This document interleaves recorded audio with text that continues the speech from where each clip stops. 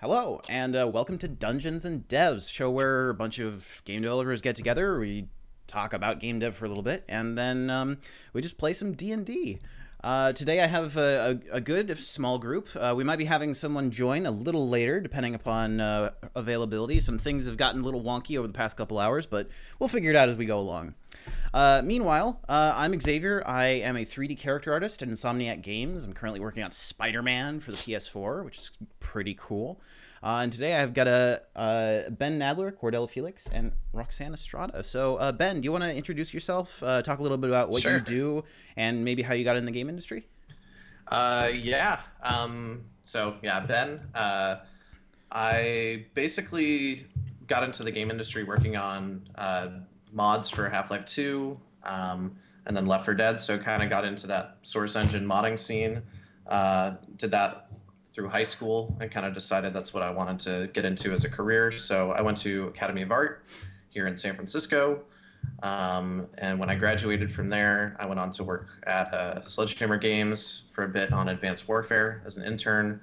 Then worked on Rise of the Tomb Raider at Crystal Dynamics, Mafia 3 at 2K, and I was just previously at Visceral Games working on the ill-fated Star Wars project there. So, rest in peace. Yes. I mainly started off as like a generalist, but I've kind of focused more into materials and texturing. So I've been very kind of heavily involved in like building substance designer pipelines and working with a substance painter with other artists and essentially setting standards and all that sorts of good stuff. So. Awesome. Well, thanks for being here. This is actually your second time, along with Cordell. This is your second time on. We did have a few technical difficulties last time, so I apologize for that. But welcome back, you guys. And Cordell, tell us a little about yourself, what you do, how you got in the game industry. Sure. Yeah. My name is Cordell Felix. I've been in the game industry for about 7-ish years now, maybe like 6.5. But yeah, I graduated from Art Institute of Orange County and got a job working on a Coca-Cola commercial. Then I went over to Visceral Games, and I taught at the Art Institute for a little bit too. Just recently left Blind Squirrel Games, and I just actually was offered a position as a lead 3D artist at Nexon over here in Irvine. So I'll be doing lots of new things that I cannot talk about yet, sadly.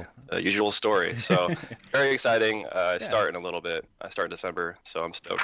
Awesome. Congratulations, and thank you for being here. Last but certainly not least, Roxanne, tell us a little about you, what you do, how you got in the game industry. Hi, I'm Roxanne. Thanks for having me on the show. I work at Epic Games as a data engineer on the analytics team, and I've been doing that, about for 3 years now. So the first thing people think of with game dev is probably not analytics, but analytics is one of those major engines that can help us improve player behavior and player experience. So anything you can imagine about a game, we get data for. What hardware you're using, how often you die, how often you shoot a gun. And we work closely with publishing and the game devs or the actual people who control the, all the stuff. And they can tune based on the data we get. And my job is in between what the game sends and what the analysts get. So the data doesn't always come nicely. So I make it very nice for the analysts to work with, because we get so much data. It is so hard to work with in a raw state. So that's me. I bet. Yeah, actually, we've been collecting a lot of analytics data for everything that we do, but especially for playtests on Spider-Man, and the amount of data that's produced is incredible. And we even do things like eye tracking to see where people are looking to make sure that we're putting like HUD elements in the right places. So I'm sure that you deal with all kinds of stuff along those lines, right? Oh yeah, and the coolest thing that we're working on now is near real time, so we can do things within like 10 seconds of getting the data. For instance, if we wanted to map where players are going as the match is progressing in Battle Royale, for instance, it's really cool. It's a great role to be in if you want to just really get into the nitty-gritty of what people are doing in a game. That's awesome. Yeah, and that's certainly very different from what the rest of us do. It's just visual artist people. We don't usually touch that type of thing. So it's great to have more variety in people who are coming on this show. So thank you very much for being here. I do like to start things off with just a discussion question, because it wouldn't feel right to, not talk about something game dev related on something where we're all a bunch of game devs. So this is something that I have asked several other groups before, and all the answers have been very different and led to some good discussion. So I just want to ask you guys, for the jobs that you do, what are some things that you would recommend as far as, say, practice or resources, if somebody wanted to get your job and do the things that you do? What are some resources you'd look at? What are some working methods you would recommend? And what is maybe some sort of education or practice path that you could recommend for people who want to do the things that you do? Ben, do you want to start? Sure. I think there's so many different paths and resources available to people now that there weren't maybe even 5 or 6 years ago. So certainly, I think, and Cordell can probably speak to this too, going to a school that has a game arts program, I think is frowned upon actually a lot in this industry, or people tend to say it's not worth the money. I'll be honest and say that in my experience, it totally was, because I don't think I would have had necessarily the drive or focus to have been able to have taught myself the same skills at home. And being in a school allowed me to work with other people and prepare me for more of what working in a team is like. Whereas if you're self-taught at home, you don't get a lot of that kind of interaction with other people. So I think it depends on the person. Certainly there's a lot to be said for, just teaching yourself. And a lot of the things I learned didn't come through the school, but were self-taught. But the school kind of gave me the structure to be successful, and gave me connections with people who were in the industry. I'd say don't count it out. I know if you go on Polycount, people just scream about how you shouldn't go to a game art school. And I think it's not necessarily for everyone. But I would say keep an open mind and consider those options. At the same time too, just be in a community like Polycount. I really think that's the best kind of strategy and reach out to people, talk to people. I have junior artists and students who reach out to me all the time with questions. I talk with a bunch of other artists that I, don't even really know very well in real life. People like Josh Lynch, who's an excellent material artist, who we mainly kind of got to talking just over email and then Facebook Messenger. From what I've seen, people are incredibly open to sharing information, to providing the resources that help them get to where they are. So I think just don't be intimidated, and reach out to the people that you are inspired by, because chances are they will be super honored and humbled that you even consider them to be, great artists, and are, from my experience, more than willing to help kind of give you advice. I don't know. It's my 2 cents. Good advice. Yeah, thank you. Cordell, what about you? Is there something that you'd recommend for someone looking to get into your career path? Yeah, sure. To kind of go off the school thing, I liked going to my school. It didn't teach me too much. I realized that the teachers couldn't, give me everything I needed. So whenever I was at home, I, did the extra, 110% and learned on my own, and just worked with my, my friends there. And one of my biggest things about school is that my connections, most of my friends, you realize who the A's are and you stick with them. So, all those people that I were on student projects with, the people that were, actually doing the work and doing their best, all of them have jobs now. And I see that at almost every school now. There's little cliques and, groups of student projects. And put yourself on a team, see where you fit. Are you the A or are you the B? And, if you're not an A, work harder, basically, because those people will get the job, and the Bs won't, sadly. So that's my advice for school stuff. School's good. Connections are great. And even teachers, some of my teachers were really good. So, and in terms of actually working in the industry, my biggest advice, what I've learned doing this for 6 years or 6.5 years now, is if you're trying to get some sort of promotion or raise, you're trying to go from a junior to a mid or a mid to a senior, actively work in that role. if you're trying to be senior and you're a mid, act like you are a senior, and then you will eventually get that title too. Because some companies, they're like, yeah, we'll give you a promotion eventually, but if you already doing your job as a senior and you're a mid, it's like, oh, like why don't we give this guy the senior position? He's just acting like it, he's doing the work like it, so that's makes it easier for the company to decide that. So that's what I've been doing ever since I've been in the industry. So it's worked out so far. Awesome. Well, great. Thank you. And Roxanne, what about you? You have a very different sort of career than the rest of us do. What would you recommend for somebody trying to get into what you're doing? So school is great. I will tag along with that one, build networks and all of that. But the coolest thing about working with data is if you can do it, as long as you can do it, your background doesn't matter so much, whether it's rigorous school or self-taught. We've interviewed people who are PhD candidates and people who are fresh out of school. And if you can work on the technologies we have, it doesn't matter so much. Just as long as you can prove you can do the work, that's awesome. And I would say in terms of just what you can do to make yourself more likely to get into this role is work with I wouldn't say work with the hottest technology, but be able to work with the technology that can solve the problem, because the tools that we use are changing all the time. I mean, when I started, we were doing batch processing with Hive, Hadoop, and Apache Pig, but now we're doing real-time processing using Spark and DynamoDB. And you got to reskill as soon as the company's like, we need to solve this problem. What tool do I need to use it? It's probably not the one we were using, so we need to find a solution that can solve this. So just being able to turn on a dime like that and be able to learn something new is always a very good skill to have. Yeah, I would absolutely agree with that for basically anything that I've seen in the game industry, really, because the technology does change so often and the requirements do change so often. There's always that sort of moving goalpost mentality just by nature of the fact that we work with technology, right? So if you're trying to get an art job or an analytics job or, something in, say, writing or music, there's always going to be new tools to help you through that, to help you do your job in a better, more efficient way. So always staying on that cutting edge is always going to be helpful, right? Definitely.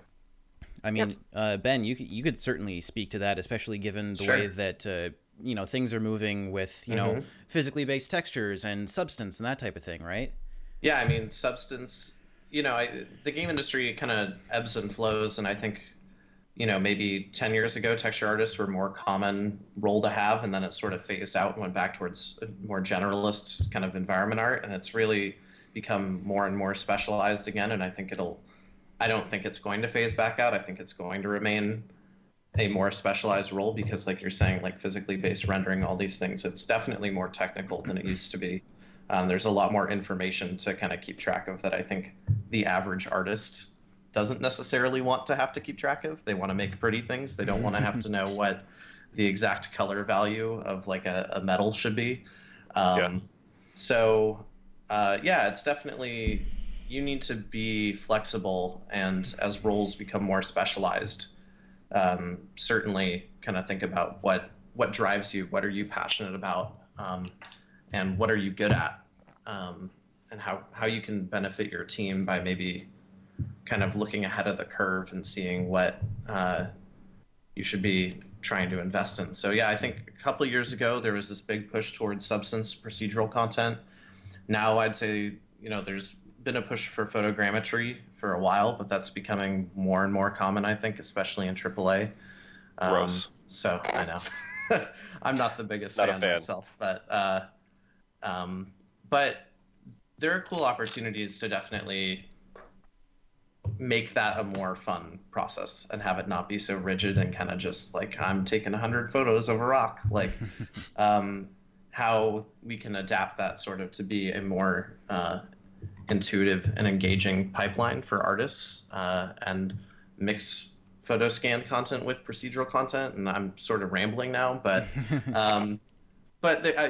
you need to stay flexible. Like the industry, it's constantly changing. So especially if like you're interested in materials texturing workflows, like there's always something new coming out that can improve your workflows. That's worth keeping on top of. Yeah, new programs come out all the time too. So like usually when something new comes out that can possibly, make my workfloh faster, I check it out. I learn it in a couple hours, and then it's like, oh, this is cool or this is not cool. I think that's something that I've noticed from a lot of people that I've talked to, both in person or here on Dungeons and Devs, is that whenever somebody mentions that, oh, there's this new program coming out or something, everyone kind of jumps on it, and a lot of people will have encouraged other people. I encourage other people to jump on whatever the new hot program is, because you can usually pick up the basics of basically anything in a week. Or a weekend or whatever, and see if it's going to fit into your pipeline. Really, no matter what your job is. I've talked to people from all the way from analytics to environment art, and there are so many different programs coming out all the time that can potentially speed things up. And I think that's something that a lot of people who I've talked to who don't necessarily support going to school for like game art or something they will strongly encourage is checking out the new hot thing and then focusing on your traditional art skills, because those are two different paths you can take, the school route or the self-teaching route, but both require you to kind of keep up to date constantly. Absolutely. Well, did you guys have anything else that you wanted to add before we start jumping into the game and going on a little adventure? I'm ready to start playing some games, man. Yeah, awesome. Let's do it. Then great. Let's play a little bit of D&D for a little bit here. But before we do that, let's talk a little bit about what kind of characters you guys are going to be playing. Roxanne, what character are you playing? Get on my handy character sheet. I am playing a human sailor named Val, who is a monk. And for those interested, she is in the way of the open hand, so just like just punching everything. She doesn't use Monks a are weapon sick. of any kind. Oh, yeah. Yep. So just her fists and knees and elbows and all that. So the very, very short story is she's pretty young. She's 22, and as a sailor, she's been on a lot of boats and seen various ports, and that is because in her monastery they encourage going out and seeing the world, and she interpreted that as, let me get on a boat and go see the world and see different people and see what's going on. And I hope, even if we're in a landlocked part of this campaign, I'm sticking with that story. Well, So, I might have some good news for you, but I'm going to hold off for just a second. Cordell, what about you? What kind of character are you playing? I'm a berserker. Background is he's an outlander. He's a human dude. Not much else to him, honestly. Yeah, short and sweet, but he's a rage-induced barbarian. That's his name? badass. His name? yes. I'll go write it down. I was just gonna do my name, but we can do. Let's call him. Let's do Olaf. Why not? Olaf. Yeah, a generic name for a berserker, I guess, or Viking. Now, just FYI, just because I am terrible with names, I will just be calling you guys by your actual first names. Okay, all right. Yeah, we'll get into that in a second. Anyway, Ben, what about you? What kind of character are you playing? I'm playing a half-elf ranger named Belross, who is who's lived kind of on the outskirts of society. Definitely a outcast kind of mountain man. And so, that's his, just living out in the woods, eating rabbits, avoiding people. All right. Well, that's perfect.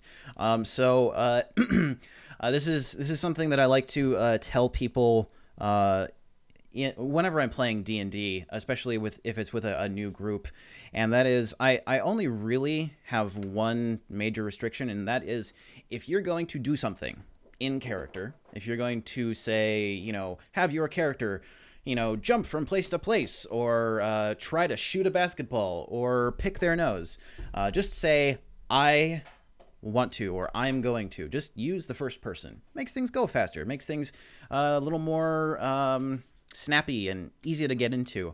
It's less about being role-playing and more about just, making sure that everybody's having a quick, fun time. Something else that I'd like to tell people,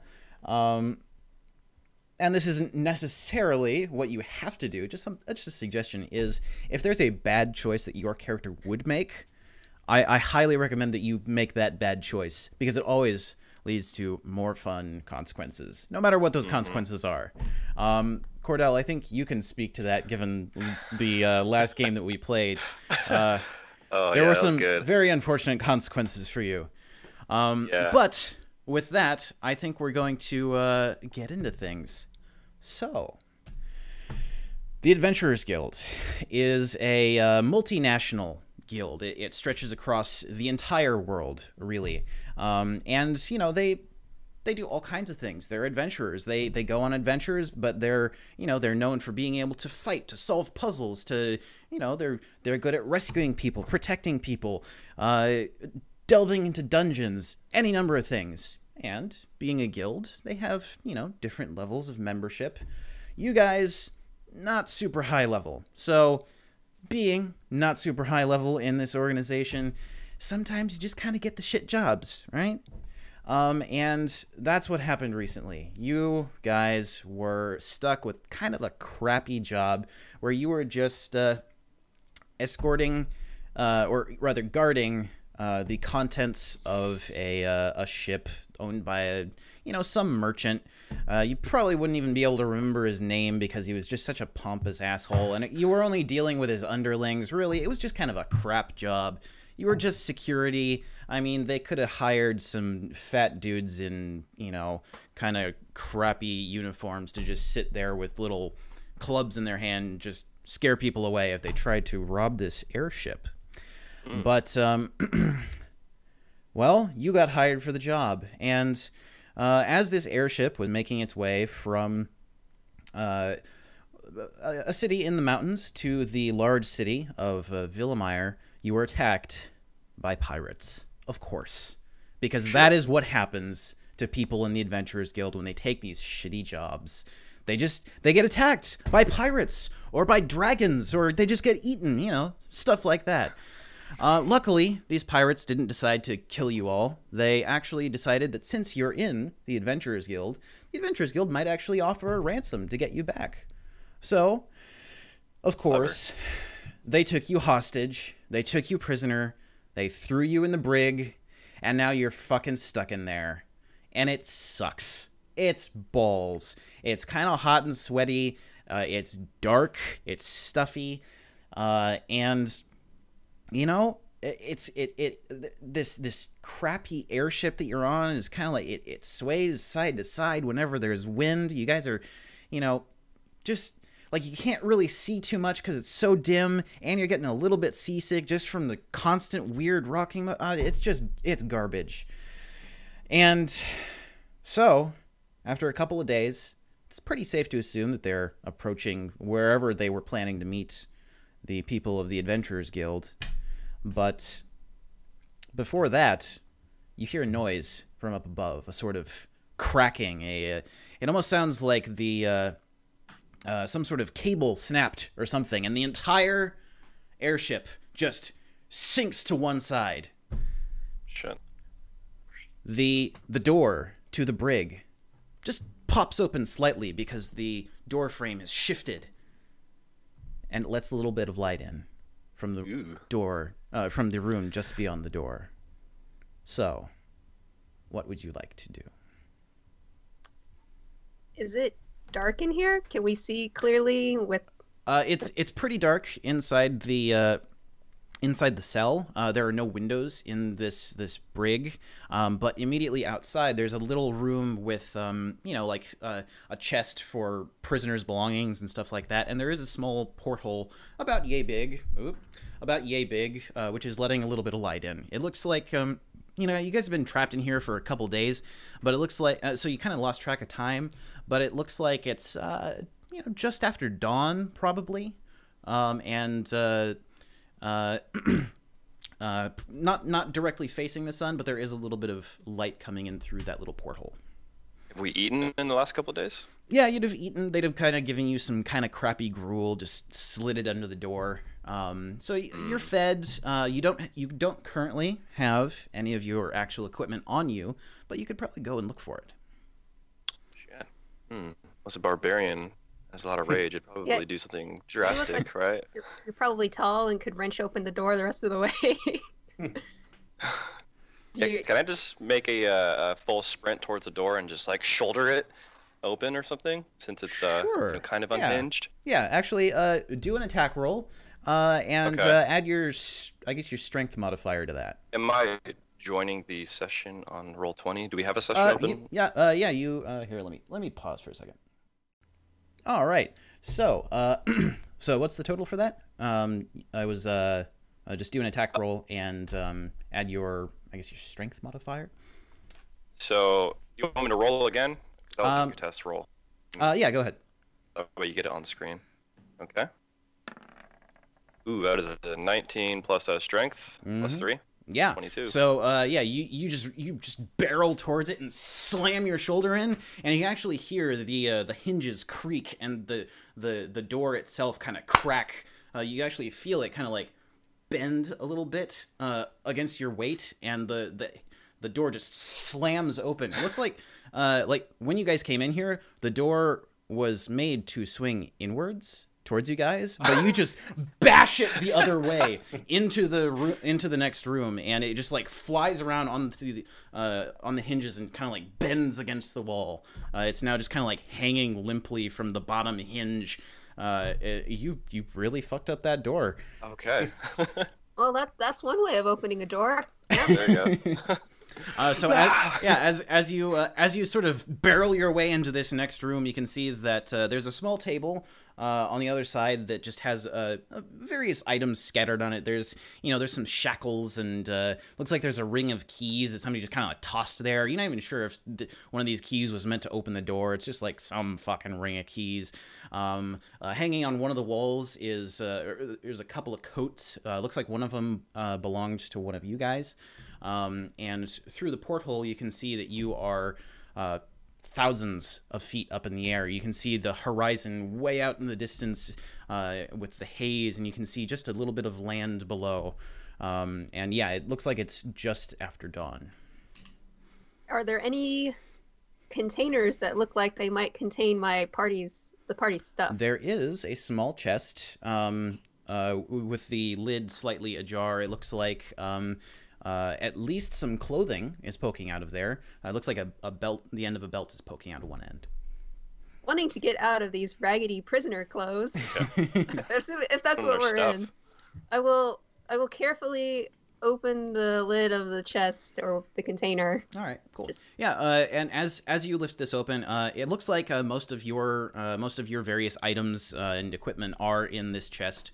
So you would be able to get your clothing and stuff back. Doesn't look like any of your weapons are in there, though. I'm a human weapon.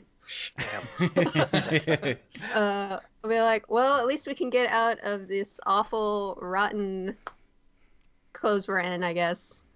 So I'll just get my stuff out. All right, great. So taking the next few minutes to get dressed and such, this small chamber that you're in, it's about half the size of the cell that you were just in, and there is a closed door in the doorway. From when you were captured, you remember that you are on the lower deck of the ship, and there is a short hallway. Actually, I can just, because you would remember the general layout of this ship, I can just show it to you. So you have, here is the sort of layout of the lower deck. There's right up here is a stairway going down. You guys were in this little cell right here. Or I guess this room is about the same size. There's that table right there. There's a chest right over here, and you'd remember that all these are cannons right here. There's crew quarters here, and it looks like there was some sort of room right here. There was a large table right here, and right here was just a pile of crates and stuff covered by a tarp. Okay. And this is stuff that you would have seen as you were coming down here. Do we remember? Oh, sorry. Go ahead. Sorry. I was gonna say, what have we heard anything? I mean, obviously we were captured by some people. Yeah. We just blew a door off its hinges. Yeah, do a perception Is check. anyone? All right. Whoops. Okay.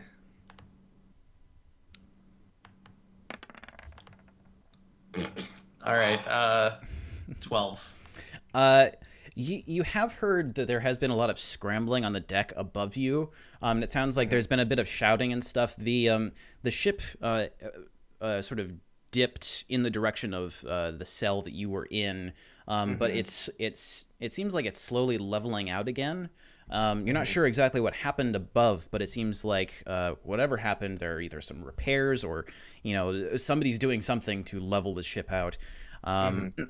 There doesn't seem to be any noise outside of the door that you guys are in. It seems like most people are up on deck trying to do something up there. Do we remember how many people there are? Like how many we saw when we were captured? Yes, it appears that there were about 20 people in the crew. Okay. 20? Yes. 20. Jeez. Do we know, looking around, were there any other prisoners? There were no other prisoners on the ship you're on. However, when you guys were captured, the ship that you are on was just one of 5 separate ships. And the ship you're currently on, the ship that you were captured from, you don't know what happened to it, but you did hear a lot of gunfire after you guys were thrown in the brig. You can't really tell exactly what happened, but there might have been a scuffle with some people hiding, or something along those lines. Okay. Do we want to open the next door? Try to open it and take a peek instead of ramming through this one? It's not creating more noise. Sure, because we need to get your weapons before we get in that chest. Were you guys wearing armor before, or are you guys unarmored? Like your characters, like I don't know if the barbarian or the ranger had like armor of any kind. The ranger would be wearing armor, I believe. Some simple leather armor. Yeah. Okay. I have like unarmored defense and all this stuff, so I don't think I was. Yeah. Yeah, you'd just be essentially just wearing clothing. As a barbarian, most of your like strength and hardiness comes from just like your physical toughness, as opposed to wearing armor. Okay. Yes. All right. So, does the next door have a window in it?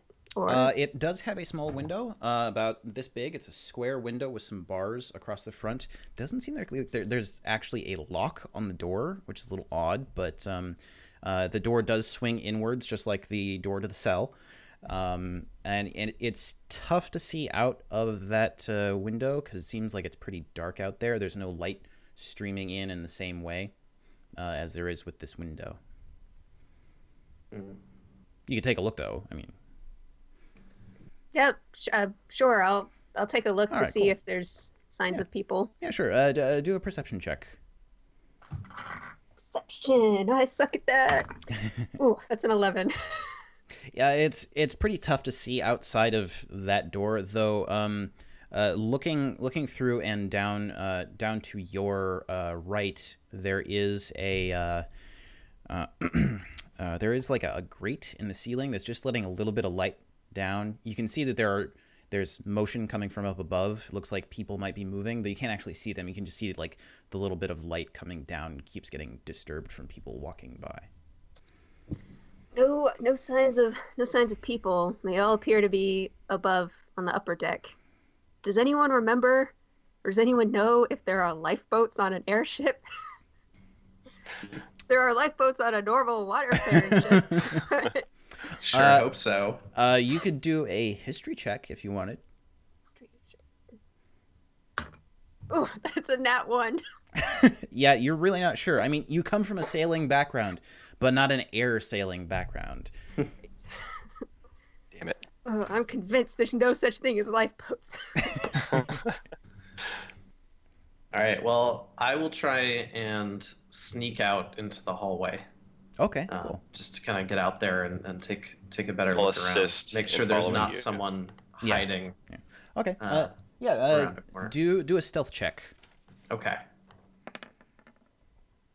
All right. That is a 16. Okay. Yeah. Altogether. So slipping out through the door into the hallway, you can see down off to your right, there is the hall leads to the large room where most of the cannons are, and there's that big pile of crates. Off to your left, there is a small nook at the back of the ship where there are various racks with equipment for like repairing the ship and such. There are like some what look like paintbrushes for just like slapping tar down on the deck to, you know, waterproof it, stuff like that. There are some spools of rope. Straight ahead of you, there's just a wall, but then down and off to the right towards the room with all the cannons, there's the doorway leading to the bunk room, and then off to the left, immediately on the other side of that, is a room where you haven't actually been inside it. It has a door that closes, and it looks like there's well-fashioned handle and lock on that door. All right, guys, what do you want to do? Well, there's 20 of them and only 3 of us, so I could take maybe 2 or 3 in a fight. But if they all jump on us and you don't have your weapons, we need to find them. Let's find our weapons, yeah. I'm guessing you use the ranger. You use a bow, and you probably use like a axe or something. Mm-hmm. Like, we need to find those before we even think about trying to fight, I think. Yeah. Not everyone can be lethal weapon 20.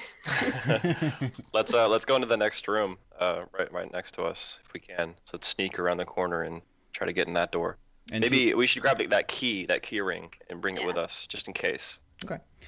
So you grab the key ring and walk out. You wanted to go into the locked room, the one with the closed door and the lock on it, or into the bunk room? It was the rooms at the left of us. Yeah. Okay. Yeah. Just like one more room that way. Sorry, I'm getting a little bit directions confused because the camera is actually flipped. It's mirrored. So for me, the directions are right and left, and for you, technically, it's left and right. So I'm just like, yeah. Regardless, you work your way over from here over to here. So that this right here is where the closed door is. Mm-hmm. Yes. Okay. Cool. Walking over there slowly and stealthily, it's pretty dark down here, and it looks like most of the portholes leading into the large room with all the cannons are all closed, so otherwise there would probably be a lot of light streaming in. But trying a few of these keys, it doesn't seem like they actually unlock this door. They fit into the lock, but they don't actually unlock it. Well, we have an expert door opener. Should I go for it again? Yeah, sure. And just do a general strength check. You don't even need to like do an attack roll or whatever. So just strength check. Add your strength bonus. Or I guess you could do an athletics check if you prefer that. Sure. That'll be 17. 11 plus 6. All right. Yeah. You just smash your way into this door, and it creaks at first, but then as you go to try and hit it again, you see that it's actually just swinging inwards. You kind of like bashed open the lock, and it just creaks open as you run into it again, and it just like slams open. Yeah. As you come into this room, it looks like there's another porthole in here, which is also open, and this is a good-sized room. It's a little bigger than the cell that you guys were in, and there's a small, pretty comfortable-looking bed. There is a writing desk on the wall right next to the door, and then there is a dresser with some drawers off to one side, and then there are 2 small chests. Check with the chest, yeah. Yeah, let's look at those chests. All right. So which one do you want to look at? There's the one that is closer to the door, or there's one that is on the far wall? I'll take the one on the far wall. Okay. Yeah. So this chest is locked, and it looks like it's a little bit more well-made than the one closer to the door. Let's try the keys. All right. Yeah, taking another couple of minutes to try the keys. Doesn't seem like the keys open this one either. And now that you like take a second to examine them, it looks like these keys are made for different locks. They're made of different materials than any of the locks, either on the door or in any of the chests in this room. Well, shit. We could check around the room. Is there like maybe someone can lock pick this or something? Do an investigation check to see if you can find any sort of like lock picking implements. Sure. Ooh, 19. Yeah, so kind of rifling through some of the drawers and stuff. The top 3 drawers of this dresser they're all just different types of clothes, but on the bottom it looks like it's actually full of different types of equipment, and there are some lockpicks in there, along with like a small hammer. There's various like small chisels and stuff. Looks like this is stuff that's made for getting into and out of interesting or difficult situations. You also find that there are some very finely fashioned manacles along with their keys. Seems like this person is really well versed in getting up to no good. Cool, jackpot. Jeez. Let's take all that shit. All right. Are one of you good at like lock picking? Negative. I can give it a shot. Sleight of Yeah, hand, let's do maybe. it. Yeah. I don't know. Yeah, I what have sort of +2 sleight of hand. Or I don't know what the but yeah, not in my background, no. Yeah, if you are not proficient with lockpicks, then yeah, it'll be a sleight of hand check, really. All right. I'll give it a shot. And you would do it with disadvantage because you're not proficient. Okay. Well done. I believe in you. All right. Just standing over your shoulder being like, you can do it. Okay.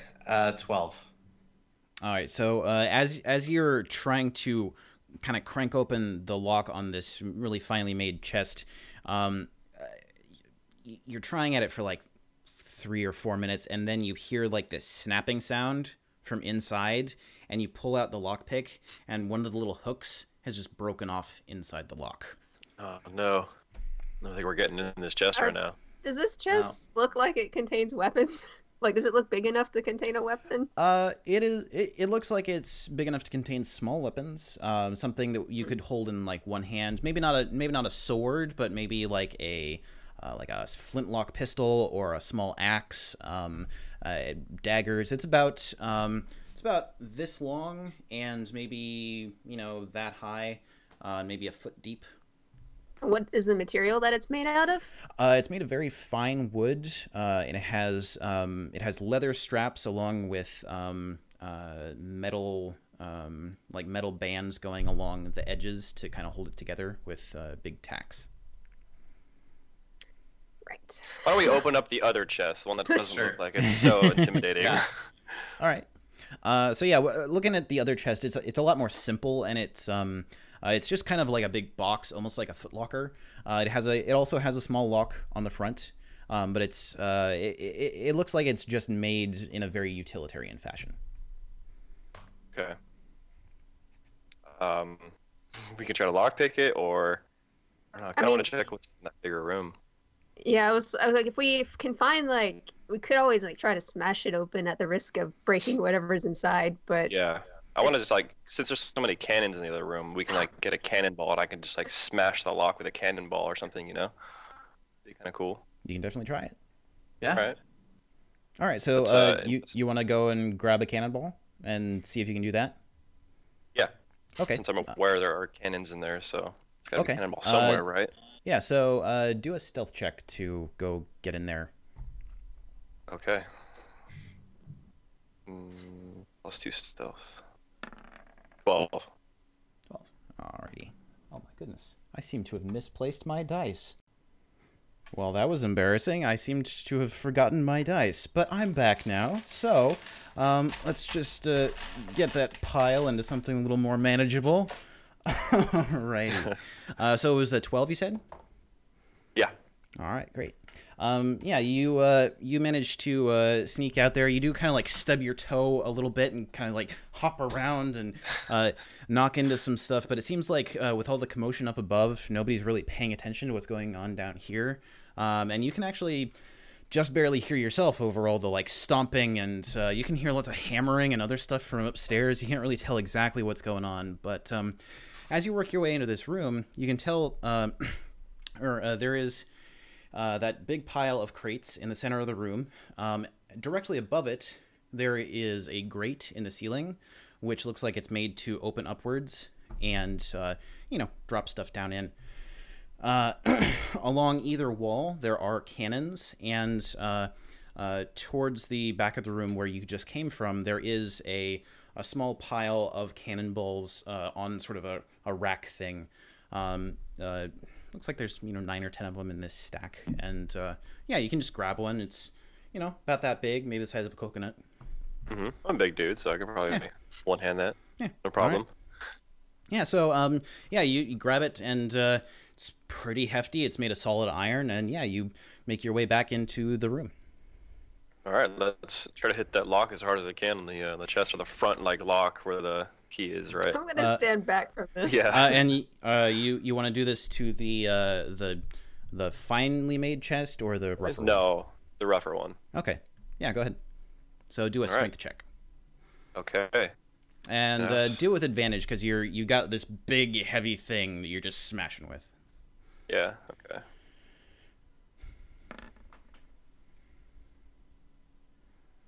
Seven plus 6, so 13. Yeah. So you just bring it down, and as soon as it smacks into it, you can actually hear the inside break, and a little bit of the wood around it splinters inward just a little bit, and it just like pops open just a touch.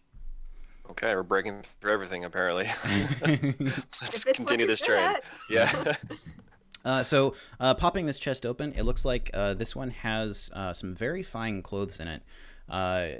Almost like dress clothes with lots of fine embroidery. They look like they were sewn for a woman, but there's like trousers and high boots. There's also a very, very nice brooch, which has a big emerald in the middle with lots of floral designs around the edges. And there's also a pair of small glasses that look like the frames are, if not made of gold, then at least gold plated. Okay. Should we put the clothes on, or does the monk want to wear them?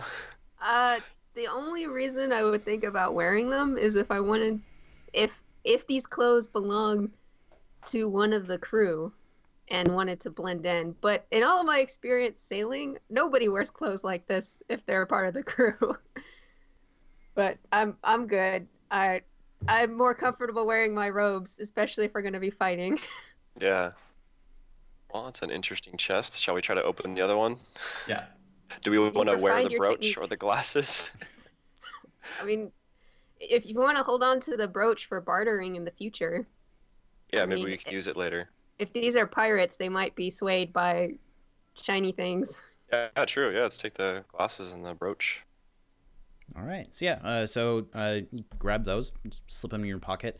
You want to try and smash open the other chest? Why not? Yeah. All right, cool. Yeah, and seeing what you were able to do with the cannonball on this chest, it's pretty clear you could probably open the other one, despite it being a lot nicer of a chest. And you just take a quick swing at it, and yeah, it pops open in the same way. It looks like these are not... it's more just like as a deterrent than an actual security type of thing. If they wanted actual security, they probably would have put stuff in a safe. But yeah, you smash in the lock, and it bends inward a little bit, and it seems like the lid is ready to just kind of pop open. Let's open it. All right. Yeah, opening it, you find that there are 2 daggers, about yay long, very finely made, and there is also a flintlock pistol along with a powder horn and a bag of bullets. And there's also the various, the accoutrement for reloading it and such. It's pretty hefty. It's a good maybe 1.5 feet long, and the bore looks like it's about like a 50 caliber rifle type of bore, like about 1/2 inch. Gosh. And in addition to that, there is a very nice belt that looks like it's meant to be slung across the chest, and it has a holster for this pistol. It also looks like it has places across the front to put daggers, so presumably those same daggers. Additionally, there are a few maps of various locations, some that you recognize, some that you don't, but several of them have either locations notated or specific marks that you can't really make heads or tails of. Maybe they're locations of some sort of hideouts or whatever. And then at the very bottom of the chest, there is a pouch of gold coins. And looking through it, it looks like it's about 67 gold pieces. And that's about the entire contents of the chest. Okay. I'll take a dagger. You guys want to... I would like the maps, especially if we need to figure out where we are.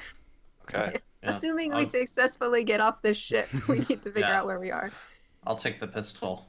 Yeah, All right. Ranger. Cool.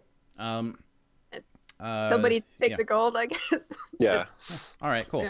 Yeah. So bundling all this stuff up and getting it all, yeah, you guys can mark down that you have those various items, and if it comes time to shoot the pistol or something, I have info I want over here, what you can add to your attack rolls and such. Cool. Regardless, you guys hear a bunch of shouting from above, and then another sort of snapping, crashing sound, and the ship lurches again in the same direction that it did before, sort of towards the rear. It seems like the nose is elevated a little bit, and the back of the ship has dropped a little bit. Shit. So we kind of gotta get the fuck out of here. Excuse Yeah. my language. Sounds good. Do I know what causes a ship, even though it's an airship, do I know what could cause a ship to lurch like that? Do an intelligence check for me. Not this die, this one's bad. Okay, that's better. That's a 19. You're not 100% certain, although you do know that the way that these ships work is they're essentially suspended by long cables from a huge sort of bluish green crystal, which is affixed to a big gantry sort of scaffold situation up above. And maybe if one of those cables snapped, that might explain it. But aside from that, you're not really certain. Right, I agree with the let's get out of here as soon as possible plan. Yeah. All right, so what are you Just guys go, like, going to do? investigate what's upstairs, yeah. I mean, is this bottom floor just completely empty? I mean, I walked into that room and just From what you cannibal, can, right? yeah, from what you can tell, there isn't actually anybody down here, aside from you guys. Are Should we you? check out the other rooms? Yeah, are you two able to fight with those weapons that you have? Mm-hmm. I got a cannonball and a do. dagger. I'm good. I want to keep that cannonball, by the way. Okay. All right, All right. you have a cannonball. It is in your possession. So you guys want to check out the bunk room or farther into the room with the cannons? So you guys are currently in this room right here. You got one of the cannonballs from right about here and just came back around. Directly across from you is a bunk room with an open doorway right there. Let's check the bunk room really quickly. Yeah. Cool. Yeah, so walking in the bunk room, it's very tightly packed with three bed high bunks. And there's just enough room to like squeeze through and get onto one of the bunks. It looks like everybody's sort of packed in here when they're sleeping. There are several footlockers in here. None of them appear to be locked. It looks like they're sort of communal. There's 4 of them, and one of them is actually open and empty. Let's check the other ones. Yeah, let's just dig through all the stuff. Yeah. Yep. Looking through, it appears that it's mostly just small personal effects, along with a few assorted pieces of clothing. There are some, boots and shirts and jackets. There are several letters, big stacks of letters, and each one seems to be like written in a different hand, addressed to a different person, and there are also some envelopes containing what look essentially like checks. They are promissory notes that say, oh, you are owed this amount. And each one is addressed to a different person and signed by the captain of the ship. It appears that they have a pretty... I mean, even though they're pirates, they're pretty well organized. And given that they're part of what appears to be like a pirate fleet, it seems like that's probably a necessity for them. You don't find any more weapons in here. It looks like they keep all their weapons in other locations on the ship. Okay. There's nothing else in the room. Checking on all the beds and all that. Do an investigation check.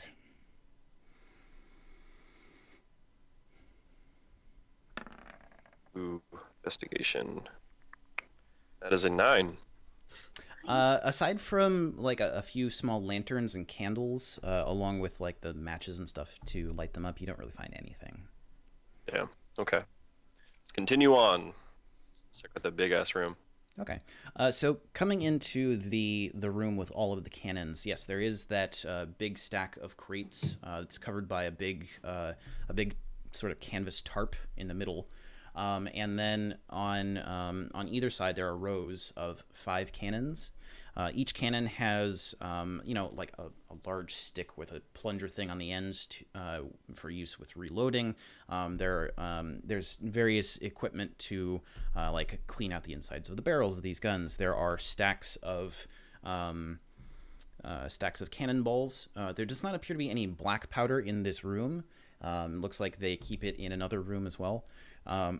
There's also a large central table and then a small kitchen area. So here's the table right here, and then there is a kitchen area right here with like a wood stove. Over here is another pile of crates and barrels and such. It looks like some of them might contain food or something like that. There is a stairway right here that you guys can see from where you are. There's a bit of light streaming down from it. And then over here, there is a closed door, which looks like it's locked and barred. Where, if we were to make like a lot of loud noises and people would eventually come down, where would they come down from those stairs, or would they come down from that? That's what it looks like. It looks like they'd come down the stairs unless they wanted to open up that big grate that's just above the pile of crates. Okay. I can watch the stairs. Well, if you guys want to check that room, we should try to find. We should definitely try to use these cannons if we can. Maybe we should try to find some of the gunpowder to like light these, because there were some matches on the beds. Maybe we would grab those, and we could use these cannons if possible.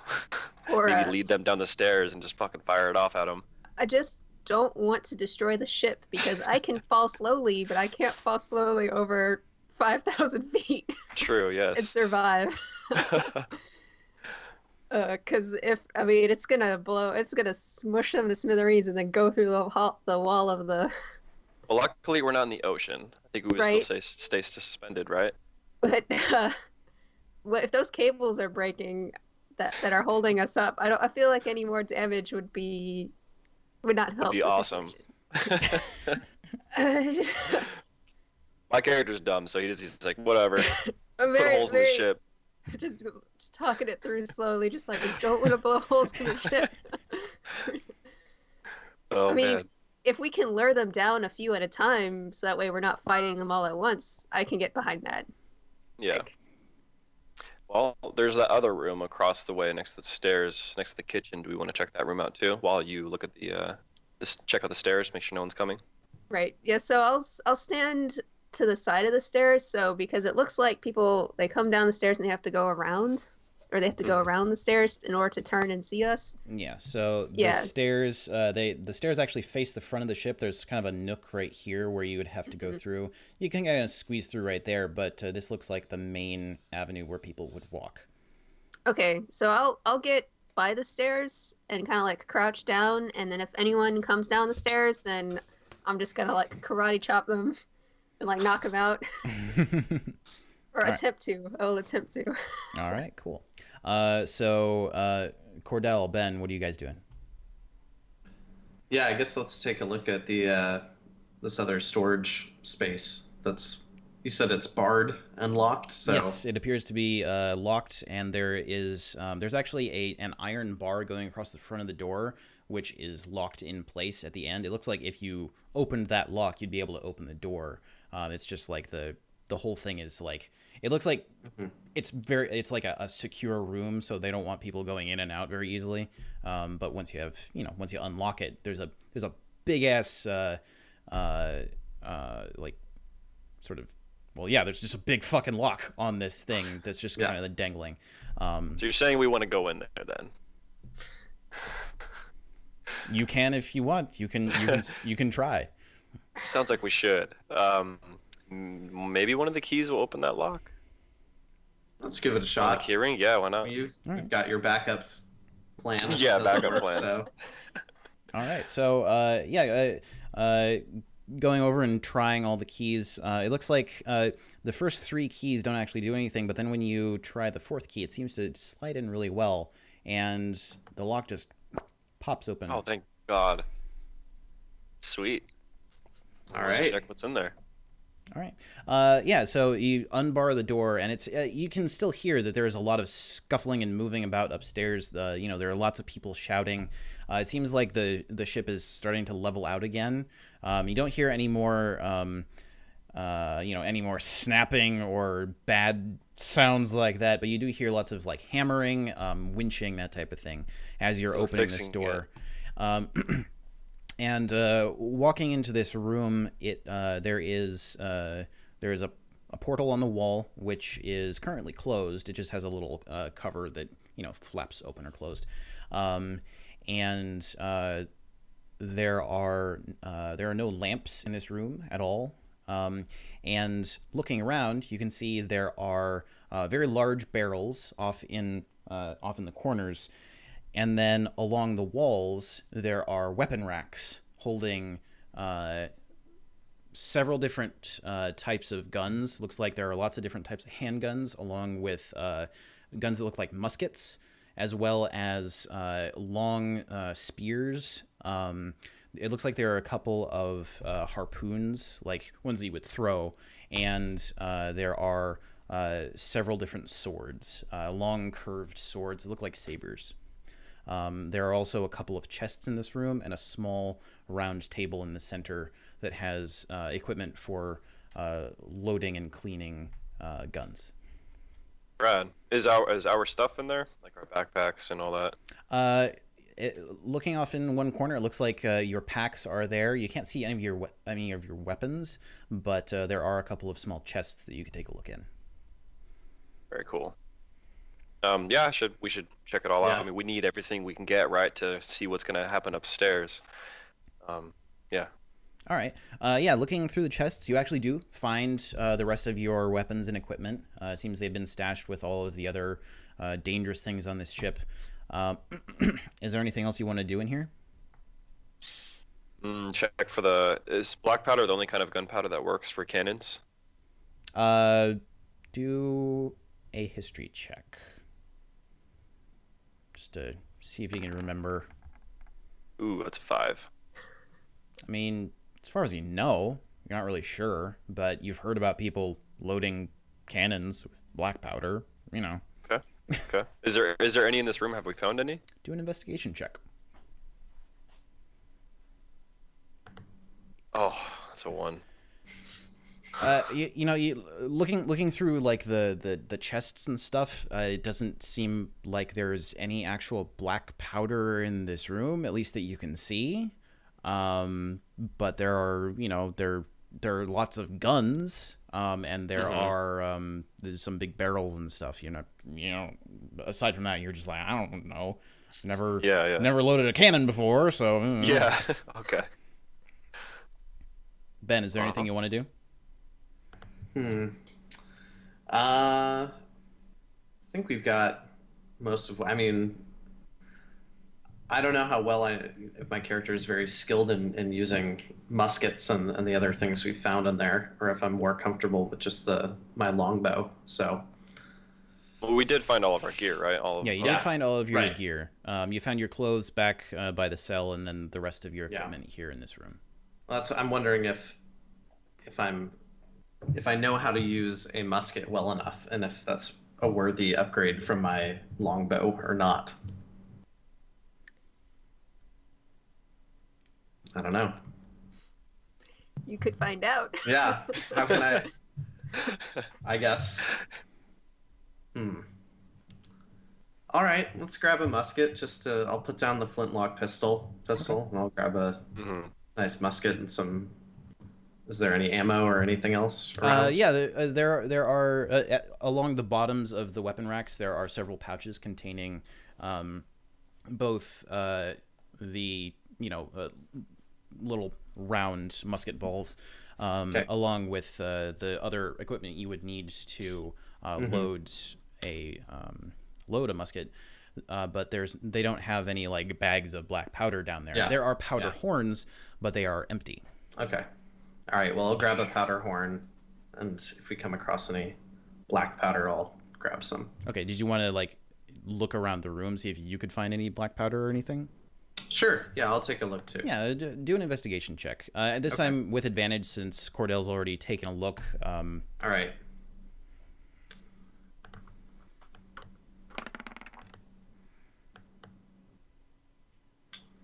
Okay. So let's say 13. And that's with advantage? Yes. Okay. You do.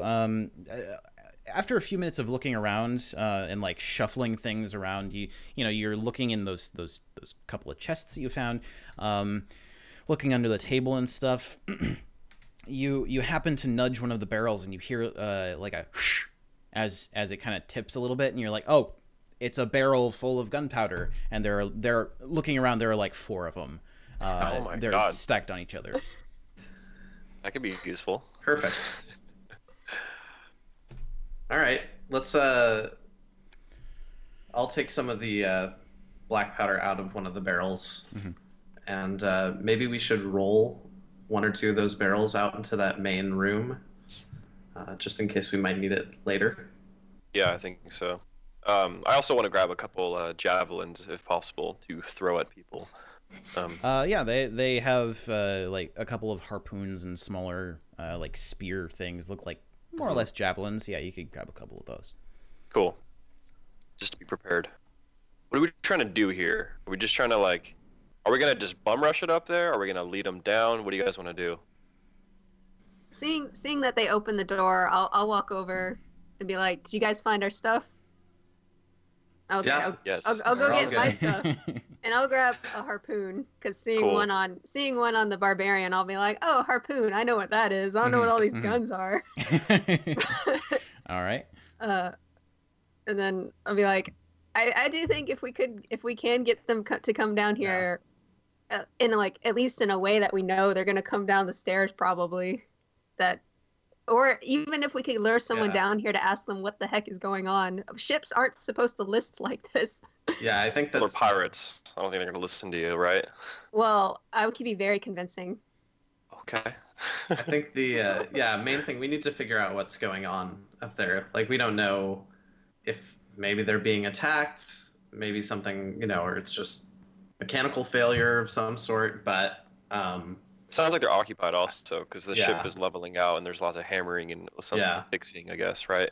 yeah. So maybe they're occupied and we can just get them now. Yeah, it's just if there's 20 of them, and I mean, I can't use magic. If one of you guys goes down, you're probably down for the count. How heavy are the cannons? Judging by their size, the fact that they're maybe 5 feet long and this big around, and the barrels are about that thick around, looks like they probably weigh a few hundred pounds. They're also on very heavy wooden rollers, I guess you'd say, mounts and rollers.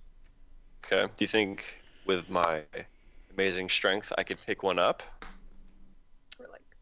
You could certainly try. I'll help Okay. them out. Yeah. Sure. Okay. Yeah, do a strength check with advantage since you have your friend helping you. Okay. And are you trying to pick up the entire thing, including the wooden, like, I don't even No, know what I it's think called. just the barrel. Just Maybe I the could just barrel. hold it like this, Okay. like a Gatling gun or something, you know. But I did just roll a 2 plus 3, so that's not very good. Yeah, this thing weighs more than you do, certainly. It probably weighs more than all three of you combined.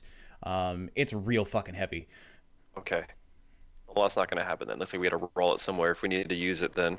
Yeah, could leave it on the wheels. Yeah, we could. Imagine it's on a. Are there portholes to look through on the side where There- the cannons? There are portholes that the cannons would shoot out of. They are all closed currently, but you could open them. Which way was the ship listing? Is it on? It was listing mostly towards the back, sort of Okay. sort of where your cell was in that same direction. So it just kind of like dropped back there, and now it's been slowly leveling out over the past, say, 20, 30 minutes as you guys have been looking around.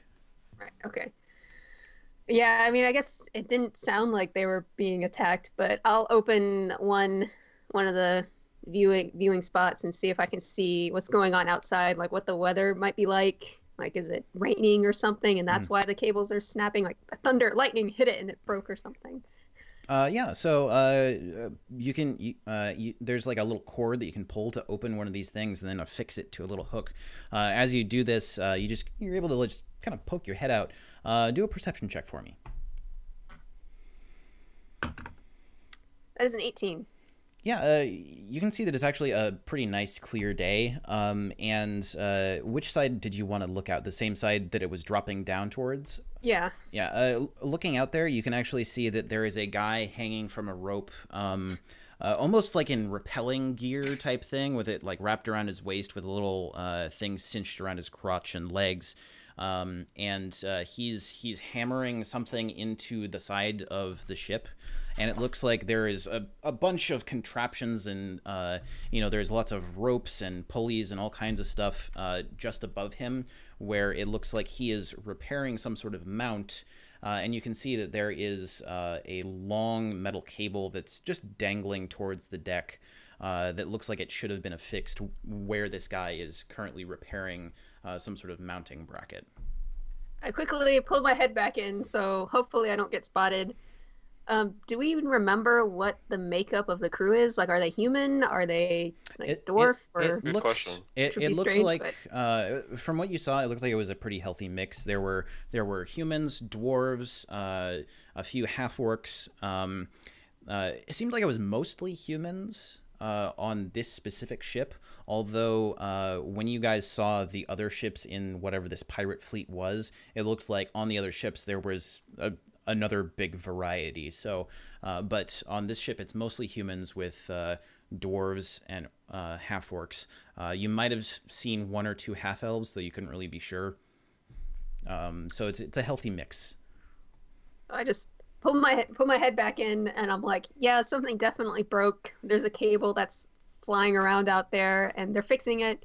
So some of them are occupied right now, I imagine, but I don't know how we're going to get, if we don't take over this ship, I don't know how we're going to get off of, we're still, when I poke my head out, what did I see? Like, are we still like really far off the ground?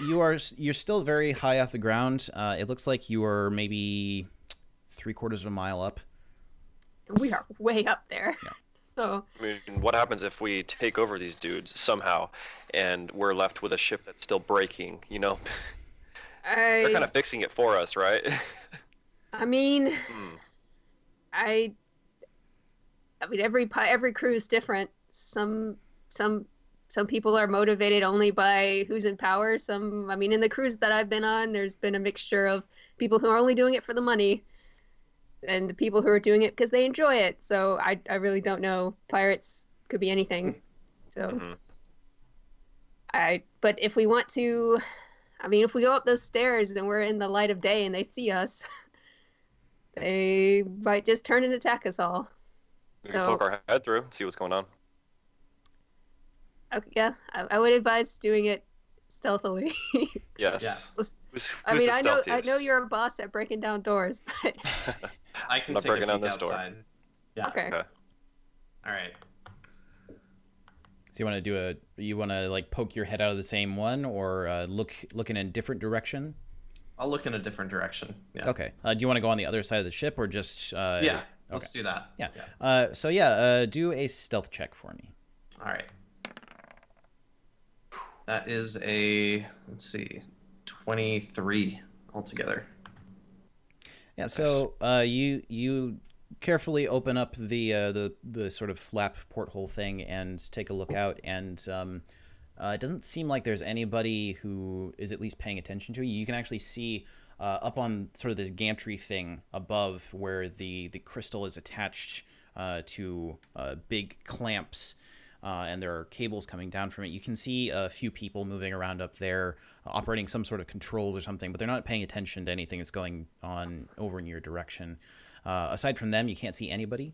And looking off in this direction, you're facing the sun, and it's a little bit in your eyes, but you can see, yeah, you're about 3/4 of a mile up. There are lots of cables. There are like 8 cables on each side of the ship that attach to the side. It looks like they attach to some of the big main ribs of the ship through the outside with big-ass bolts and metal brackets, and they go up to that gantry and attach to the sides. Some of them look like you might be able to like reach them or something. And there are also some rope ladders going from the deck of the ship up to that gantry as well. Is there anything else you wanted to look for? Does this ship have like a very like kind of traditional helm? Like, is there some big, steering wheel somewhere at the back, or on the deck? No. Yeah. Okay. But it looks like there is probably some sort of set of controls up on that gantry thing with the crystal. Okay. All right. Did one of us just go up? What do we want to do? So many This options. is scary. Whoa. I mean, we could try to make a louder noise down here, and they might send someone to. I mean, they're already fire off the dealing with. cannon. Yeah. Let's give it a shot. There's no, for Hey. lack of a better idea. I like what you did there. Give it a shot. Yeah, I like that. That was good. All right. So what are you doing? You gonna fire off a cannon? Where are you gonna fire off the Let's do cannon? it. Does anyone know how to use a cannon? Pour gunpowder in it and fire it. Yeah. We'll figure it out. Or we'll blow ourselves up. Let's not shoot where a cable might be because they're already lost one. Let's just shoot one of the cannons that are facing outside one of the things, Yeah. open the little porthole and just fire out the window. So on the other side of the ship from where the guy is repairing stuff, probably, right? Yeah. Okay. Let's also. I liked Cordell's idea earlier of Shoot. hitting them with a. I'm not saying we actually need to do that, but maybe let's position a cannon so it looks like it's facing towards the stairwell. Yeah. Just absolutely. so if they come down, like Intimidating. we can just be like, we're crazy. We Uh-huh. don't care if the ship blows up. Like we've got nothing left to lose. So. Okay. We could How? possibly angle it to look up the stairs, like maybe Oh, prop it up against the stairs so it Mhm. shoots up, into the sky basically. But like whoever is coming down, There. yeah. Yeah, that works. that. How tall is it from the floor to the ceiling? That's a good maybe 7-8 feet. They're not super high ceilings, but it's also not super low. Seems like this is a pretty tall ship. Okay. I just want to make sure we don't blow out the stairs. So like the only way out is Right. Yeah, gone. yeah. I mean, I guess we have rope and all that, but all right. Who wants? Do we want to just work together because these things are freaking heavy? Hmm. Just- Yeah. Let's set up the one on the stairs first, then we'll load up the one at the window. Sounds good. All right. I need all of you to make strength checks. And you'd all be essentially assisting each other. So just do it with advantage, and then we can see how things go from there. That is a 16 for me. 10. All right. That's 17 for me. All right, cool. Yeah, so you're all able to sort of help each other. It's pretty difficult at first, but then once you're able to like unhook the big ropes and stuff that hold this cannon in place and sort of angle it the right way, you're then able to pretty easily roll it into the right place and have it pointed at the stairs. Then over the next few minutes, you manage to go over to one of the other cannons and sort of, like push it into place where it looks like it's gonna like stay. There are some little notches on the floor and big ropes with hooks on them to keep it from just shooting backwards. And you've got everything more or less set up. You don't have any of like the black powder in there yet, but everything is in the right position. As you guys are just finishing getting everything in position with both the one pointed at the stairs and the one that is going to be shooting out the window, I need everybody to do a perception check.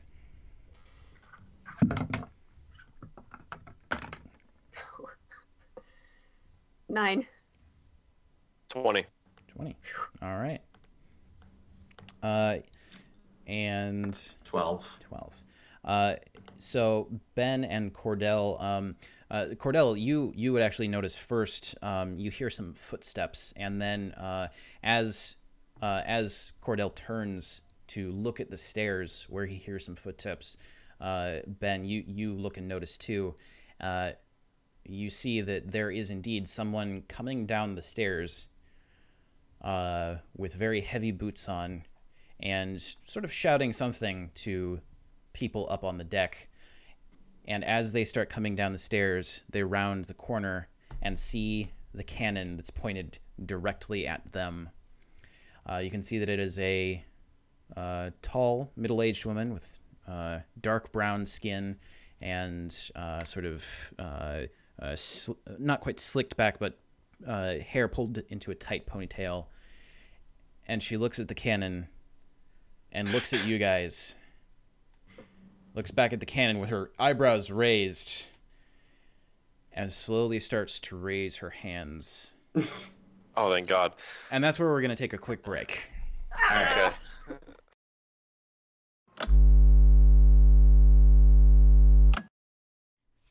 Things have been going in a pretty interesting way for our intrepid adventurers.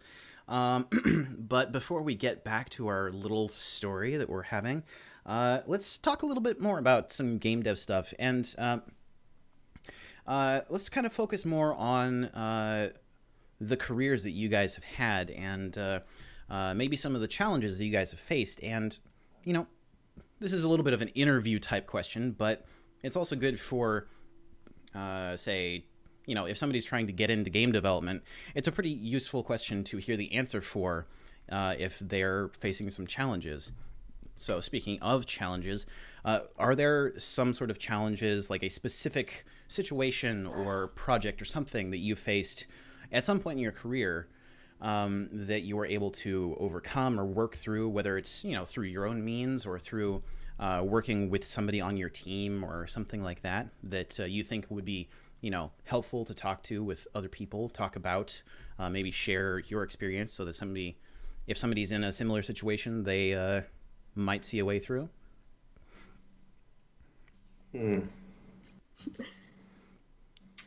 Are we gonna go down the line, or should we just like? Sure. I mean, anybody can start if you like. I have something if you want, but you guys are you can feel free to go ahead. Yeah, I'll start. I would say one of the toughest things for me to kind of get used to when I started in the industry was really understanding how this was a job and not just making things for fun for myself anymore. And I don't want to like cast doom and gloom over the conversation, say like making games isn't fun. It should be fun. But a lot of times it's not fun. And even though I'm making art and I'm doing exactly what I wanted to be doing, a lot of the times I'm not making what I wanted to make. And I'm building something else for someone else's vision. I think it's a hard thing to get used to, but once I kind of accepted that and understood that like there's my professional career and then there's like what I get to do at home for fun that satisfies my creative needs.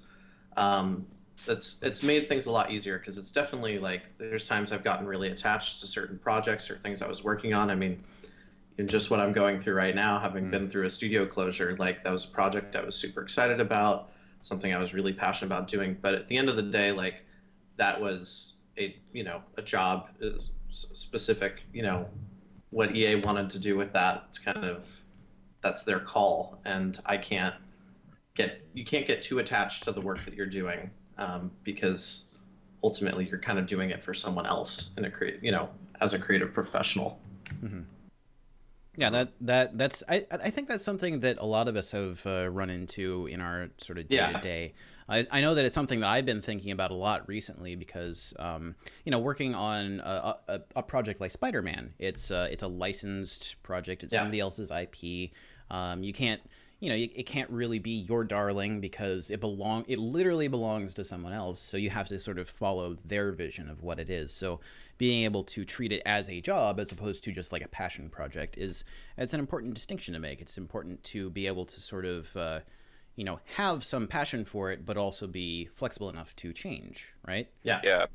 It's like finding the fun in it, like even if it's a project you're not really, that enthusiastic about, it's like there's always somewhere to find, the fun in it, basically. It's like I worked at a work for hire company where we just kept getting contracts with other companies. We helped them, finish games, basically. So like I just worked on this Star Wars AR game for mobile recently, and like it's mobile art, but like I was like, this isn't what I normally do, but like it's Star Wars, it's cool. And I was like doing vehicles, and I was like, this is kind of cool. So then I developed a pipeline instead of Painter to like kind of make it more towards my style. So I developed like the mobile art pipeline for a mobile game. I was like, okay, this is kind of cool now. I can dig this. Luckily, I was only on it for like 3 months. Mm-hmm. I'm sure if you're on a project where it's a 3-year project, it might be a little tough to do that, because so usually I try to find the fun. It's really important to do that, because then it turns your work into not work.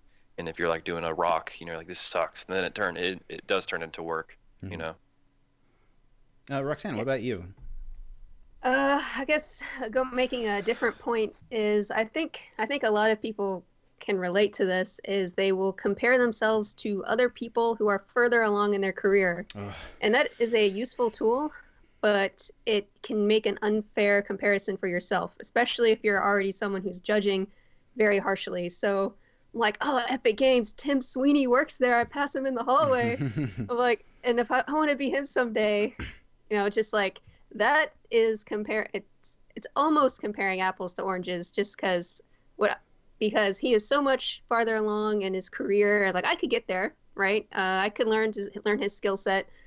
But I think it's more a lesson of learning how to set goals for yourself, to say, oh, don't compare yourself here versus someone who's literally off the screen, mm-hmm. but someone who's, maybe 2 years ahead of you or 3 years ahead. And for coding and programming, it's a little bit nebulous, because people can create different systems. Like maybe your tool can handle real-time data, but their tool can do modeling and machine learning predictions. Those might not be an even comparison, but you're like, oh, that person, they have such a powerful voice, and I want to get there eventually. And I think it's just an important lesson to learn in this industry, that your own skill set, especially if it's specialized or becoming more specialized, is still valuable and can grow. And you don't have to always, you can have role models. That's awesome. Like someone who you want to be like. Just don't take it so harshly, like I'm never going to get there, or it's been a year and I haven't progressed as quickly as I want. Just being able to recognize you're not progressing quickly is valuable too. Oh yeah. So there's so many pillars in this community. You can pick any of them, but don't get demoralized if you're not there in the next day. Oh, I absolutely relate to that. I mean, I am 30, and I'm a lot older than some of the folks that I'm working with right now, who are exceptionally skilled artists who are just getting better by the day. And I know that some of them are going to be, way better than I will ever be, because I can just like see they're developing at such a fast rate, and they're so good. At the same time, I know, like, I also have skills that maybe they don't, or it took me a lot longer to get to where I am because, say, I didn't have formal education for it. So there are multiple factors going into it, and being able to recognize that we come from different places and we're going at different paces, but we're still trying to just do the best that we can, and we are doing the best that we can, is a really important thing to understand. I think I think that's sort of the point that you were making, right? Is that you have your own vision and stuff and your own path. I know that I'm on a completely different path than some of these other people, and it's always been a challenge for me to accept that. So and it's something I've been thinking a lot about lately. So, you know, hearing it from other people is great because it sort of reinforces that. It makes me realize, oh God, I'm not alone. I'm here for you, man. I'm here for you. Yeah. Yeah, I mean, a lot of it ties also into like, people have been coming to me asking like, oh, should I apply here? Like, I'm not good enough. It's like, so a lot of people, a lot of artists have like a huge amount of imposter syndrome. They never think they're good enough to like apply for that position. So, you know, when a company is hiring, you know, they're looking for someone that can just like do the work. You know, you don't have to be this amazing person. Someone that can do the work. You know, you have a good personality to work with, and you know, those are like the biggest qualities I look for when like getting an environment artist, you know, to work on my team. So, you know, they don't have to be this amazing person that's like, oh, they looks like they can do the work, and they are approachable. So those are very, you know, huge to me. So, you know, if you're applying for something, you know, don't be afraid. You have nothing to lose. You know, if you get that interview, just be yourself. You know, Right. don't lie, don't say that you're better than you are. You know, just those are very important things that I've learned over the time. Because I mean, I've had some interviews where people are like, oh yeah, I can do this, I can do that. Because you ask them questions, you know, and you've looked at their portfolio already, so you know what they can do. So you ask them about their pipeline, and they're, you know, saying stuff that doesn't exactly match. So it's very obvious. So yeah. Yeah, I've run into that a couple of times where, you know, like for example, right now we're hiring at Insomniac. We're looking for another character artist to add to our team, and lots of people apply. Some people certainly don't have the skill set for it, just because, you know, they come from different backgrounds, or they applied for the wrong job. Like literally, we've had, you know, concept artists apply for the job. When it's a very different skill set. But, you know, sometimes there are people who will apply for the job and maybe they're just not a good culture fit, or maybe they don't have the right skill set, even if their skill set is a really good one. That's definitely not something to be discouraged about, because, like, for example, we're making a very realistic game right now, but if somebody applied with an amazing portfolio, but it was all super stylized stuff, maybe they wouldn't get the job simply because it didn't seem like a good fit. And that's not something to be discouraged about at all. In the same way that, you know, you shouldn't be discouraged if you're not at a different place in your career than somebody else is. That makes sense? Oh yeah, definitely. Yeah, it's like you know, some places like Blizzard, you know, if you want to apply there, you got to have some stuff in your portfolio that kind of goes towards that style of what they're doing. So, you know, even if you don't have that, it's still good to, you know, apply for that. Maybe you're working on something that is in that style, and you can kind of give them, you know, a JPEG of it or something. Yeah, look, I have something. So always try, always. That is a very good encapsulation of this entire thing. Well, thank you guys, and you know, thank you for contributing. It's always great to hear, you know, stories and sort of takes from other people who have different experiences and stuff. So, you know, I always love it. And I know that whenever I am, you know, listening to something about game development or talking to people about game development, it's always great to hear like these types of, you know, stories and I guess, like, not tips but strategies. But with that, I think we're about ready to get back into our game. You guys ready to get back into things? Yes. Do it. Yeah. All right. So, having escaped from the cell where you were captured by pirates and shoved into their brig, after a bunch of horrible sounds coming from up above, our intrepid little party here found themselves escaping from that cell. Sounds like a lot of repairs and things are happening at the top level of the ship. Meanwhile, after doing a bit of investigation, retrieving their various weapons and equipment, you guys have devised a plan where you're going to somehow try to get people to come downstairs and then point a cannon at them. And as you guys were arranging the cannon on the side of the ship where you just wanted to fire off and get people to come downstairs, you found that you didn't even have to fire it off to get someone coming downstairs. Someone, a woman who looks maybe middle-aged with dark brown skin and hair pulled into a tight ponytail, wearing a long coat and high boots, almost like a typical pirate that you would think of, has come down the stairs, and looking at the cannon that you have pointed at the stairs, she looked at you, back to the cannon, and then raised her hands because clearly she was able to understand what's going on. So, with that, with this new development, what do you guys want to do? We want to kill her. I haven't noticed yet, so you guys are the only ones who noticed. So Fire the cannon! No. Yeah. I raise up my musket, point it at her. All right. She looks directly at you with her arms up, and she's just like, I'm cool. I'm cool. Just right? Yeah. Okay. Yeah. Definitely. Okay. Mm-hmm. So she stands there. She doesn't do anything. It looks like she's probably been in situations like this before. She seems like a pretty cool customer. Okay. To ask her what's going on. What are they? Yeah. Why are they taking the ship? Where are they taking it to? She's like, well, one of the cables broke. We're trying to repair it right now. We're just taking you to Villamar like we said we were. What? I don't. I mean, what do you want? I'll be like, Olaf, you have those manacles, right? Mm-hmm. Do you want to like restrain her with them, or I mean, I have rope too, because. True. Yeah. I'm gonna. I mean, I'll go up to her. Does she appear to have a weapon on her? Yeah, she does have a saber at her hip, and it also appears that she has on the other hip a flintlock pistol.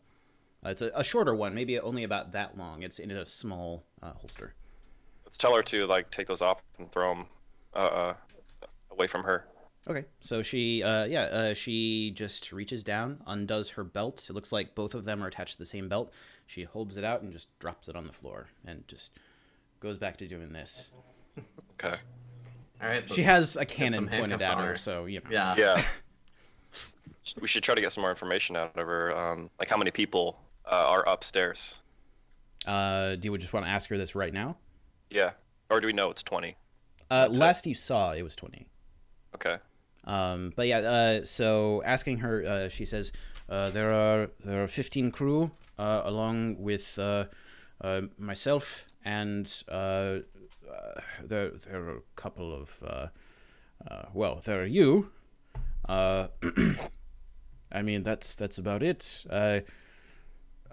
Is she lying? Do an insight check. Sounds like she's lying. Oh, my dice will tell me if I can tell that. Ooh, 15 insight. I am proficient in insight, so. I mean, she seems to be telling the truth as far as you can tell. She's not like giving much away, but like as far as you can tell, she seems kind of, if not on the up and up, then at least not specifically trying to lie to you, from what you can tell. Okay. Be like, you act so innocent, but you kidnapped us. So. We're pirates. We're pirates. It's what we do. We're not going to kill you.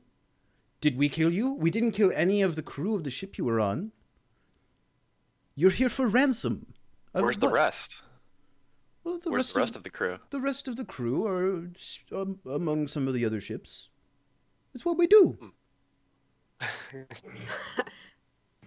So the other ships in your fleet are around here too. Yes. It's a fleet. We fleet together. Holy How shit. did the cable snap up above? What happened there? The first mate is always pushing people too hard, and they're too tired. All right, they haven't been paying attention to maintenance as much as they should.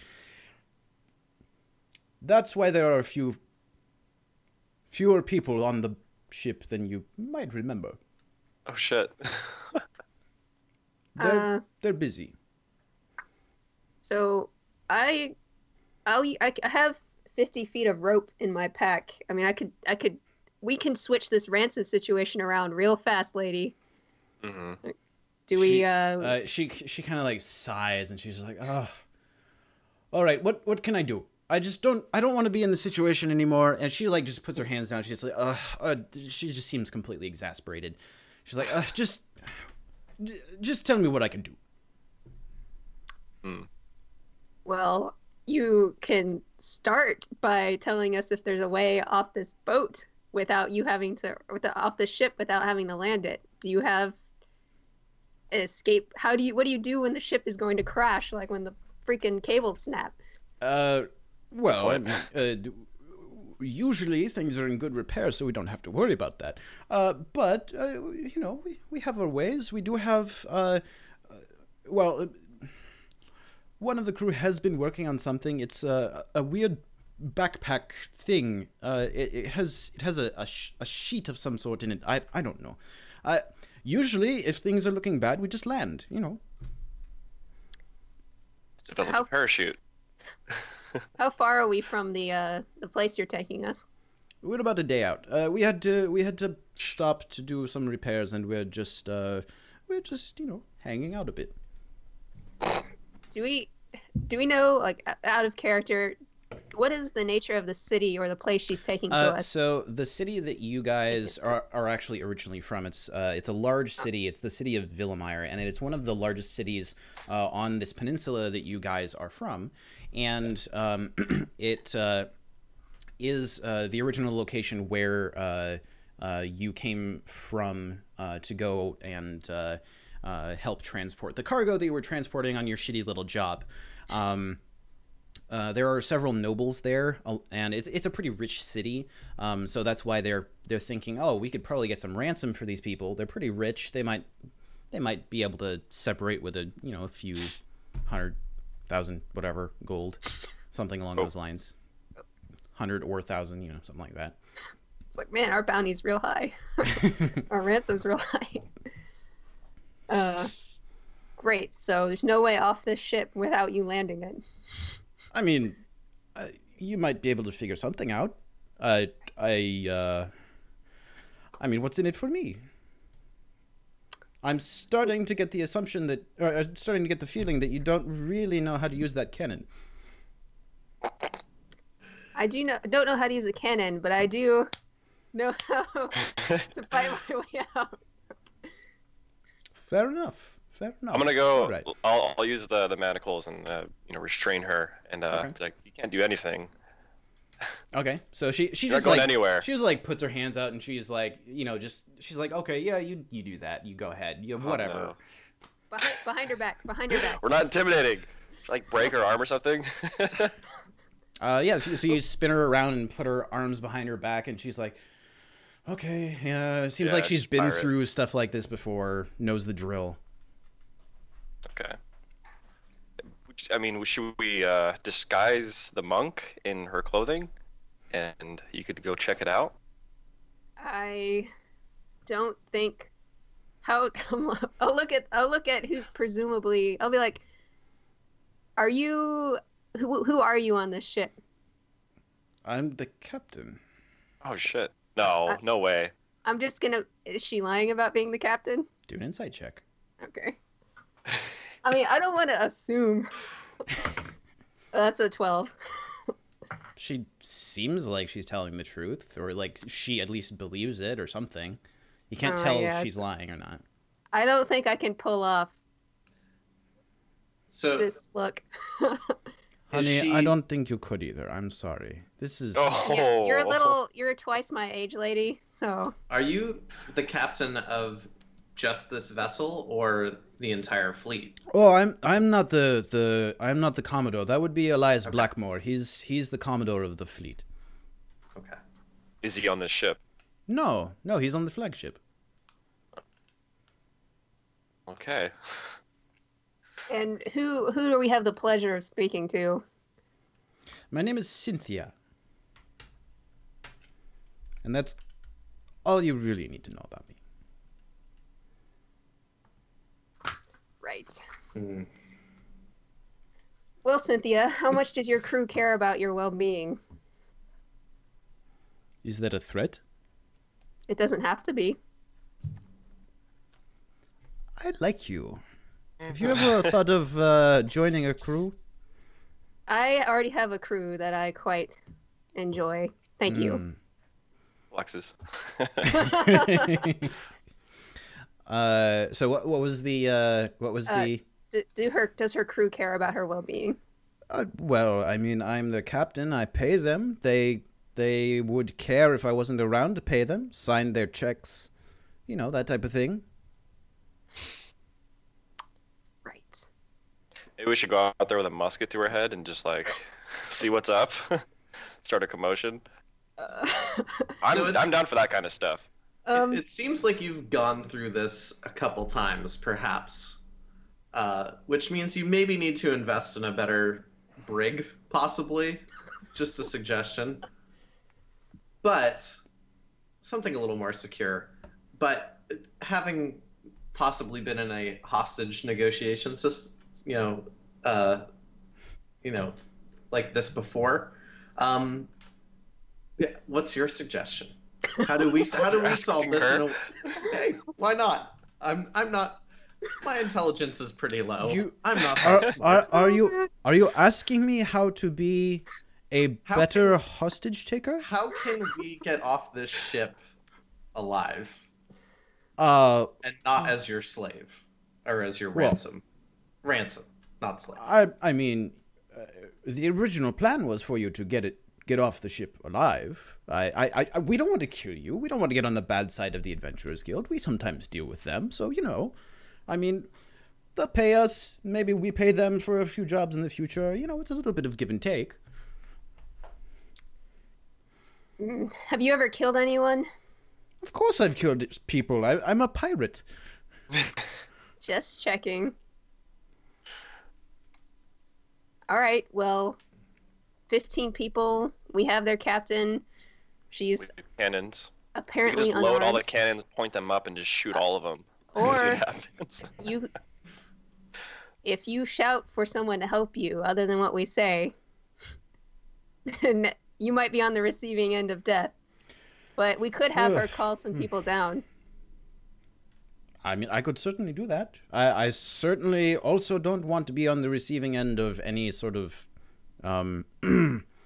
well, death, like as you put it. That is not in my plans for the day. So I leave it up to you.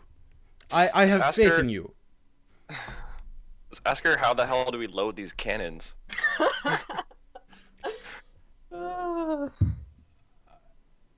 You're seriously asking how to load the cannons so that you can destroy my ship and kill my crew?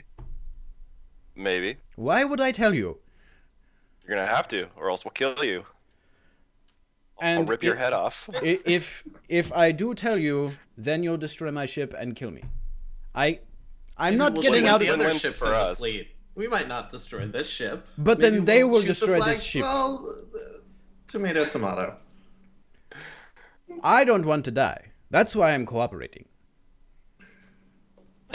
Well, so are there hostages on every other ship? No, not on every ship. Most of them.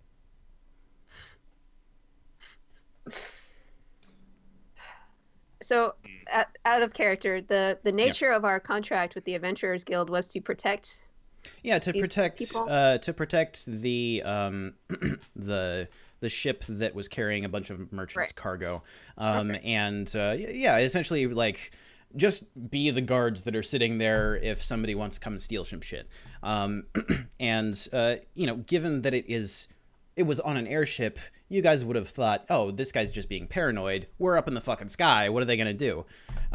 This right now is literally worst case scenario for you guys.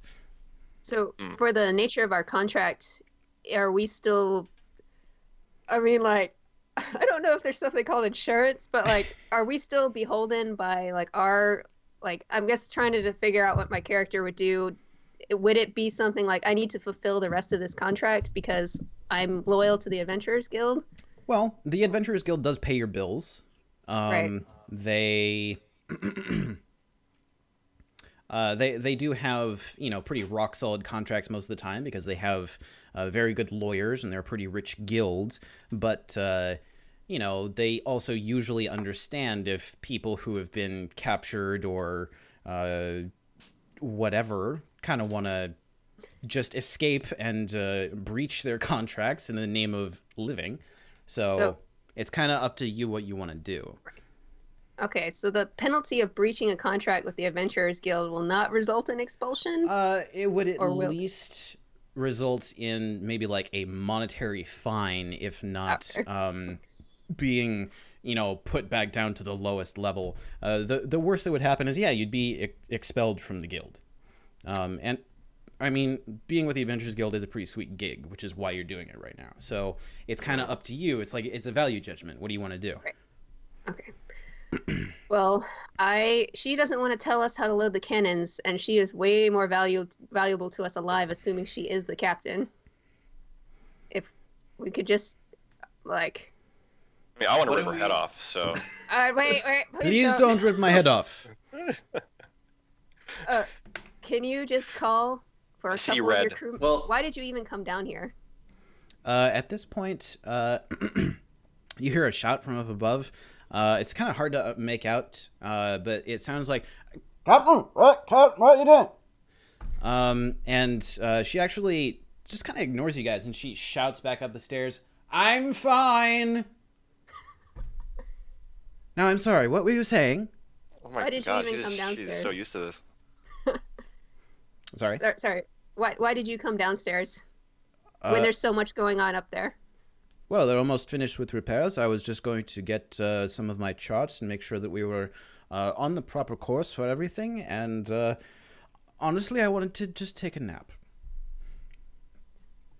Poor woman, jeez. So we interrupted her nap. I've been up all night. All right, let's talk amongst ourselves for a second and kind of what do we want to do here? What's the lower goal? voice? Be like, if you move, I will chase you down. Mm-hmm. Yeah.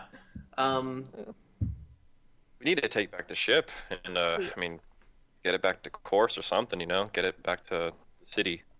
We can't...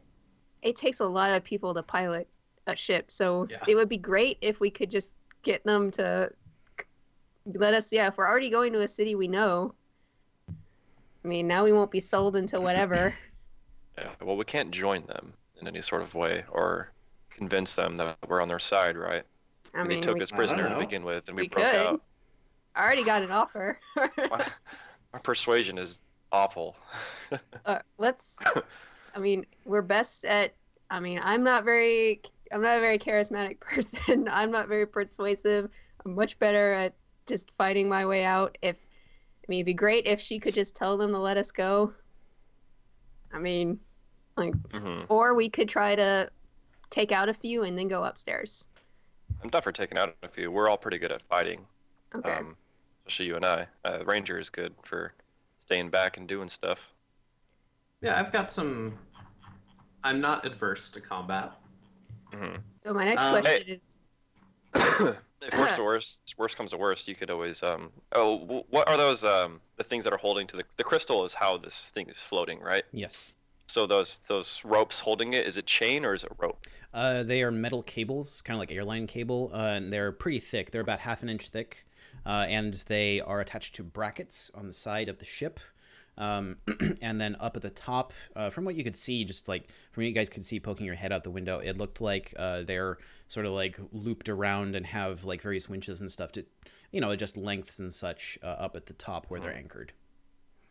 Okay. How high up was it to get to that the gantry? It was about 15 feet up from the the higher deck at the rear of the ship, the poop deck. Okay. It's not too bad. All right. So we want to try to have her call some people down. We maybe knock them out or whatever, and then we can deal with the top deck. Good try. I don't think she's gonna want to do that. Knock out some of her crew. But yeah, we can I try. mean, I won't kill them in case we need them to operate the ship. Hmm.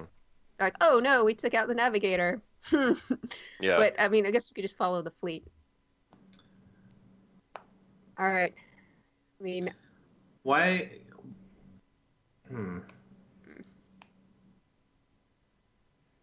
I don't know. Part of me just wants to kill everybody because I don't like being held ransom. It really infuriates By me. pirates, yeah. And she's cocky as hell.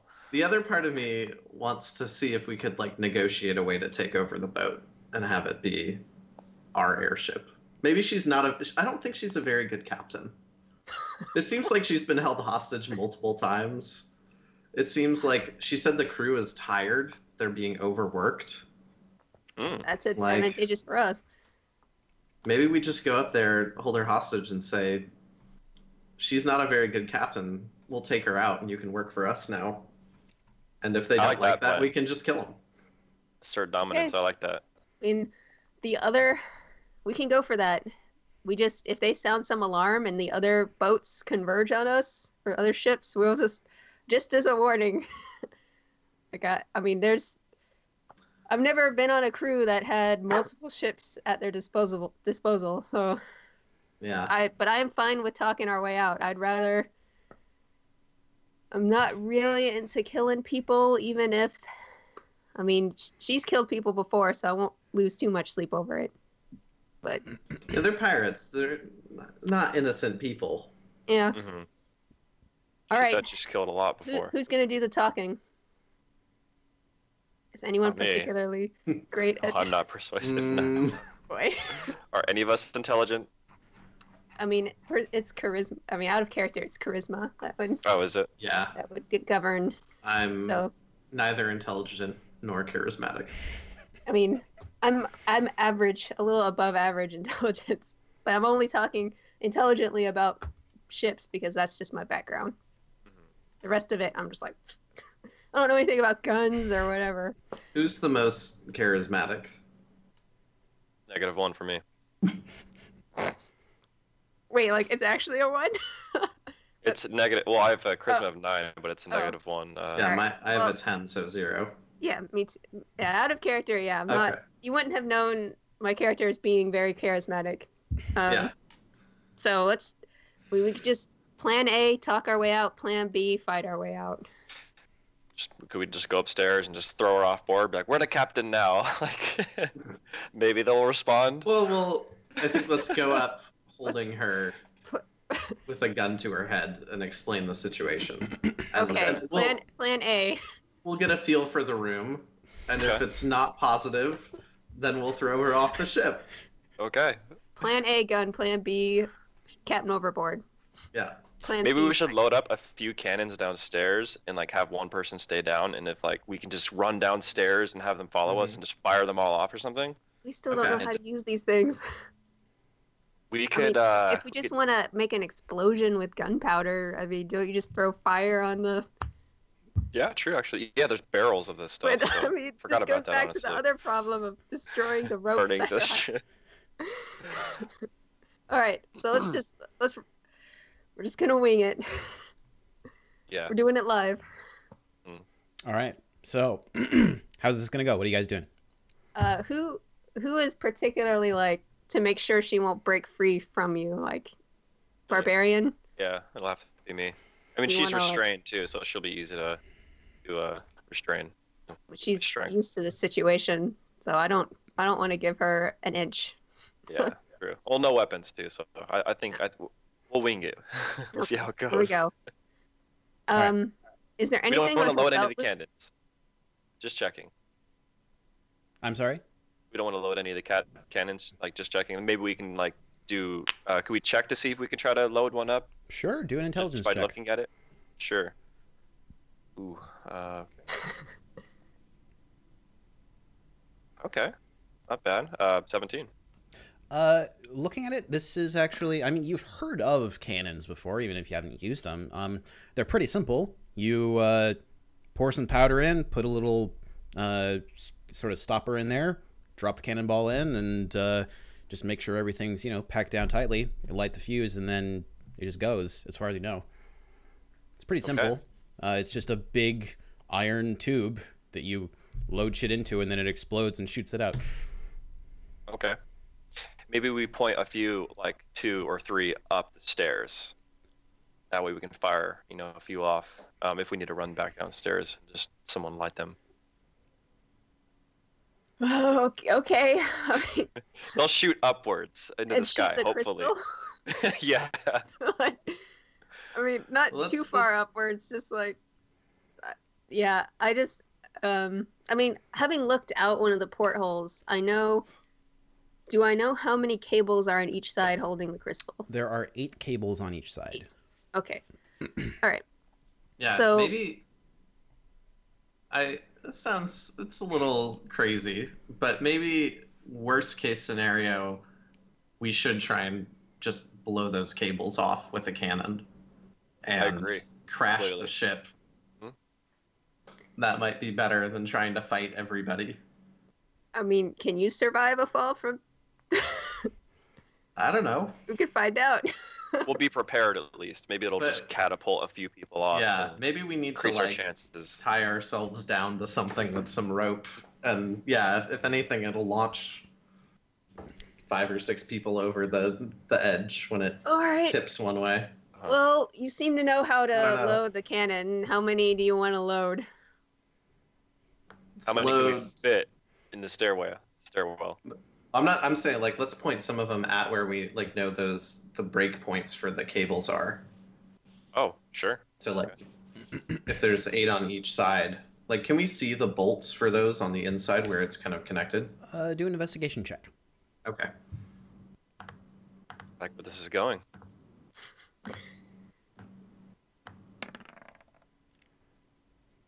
Oh, boy.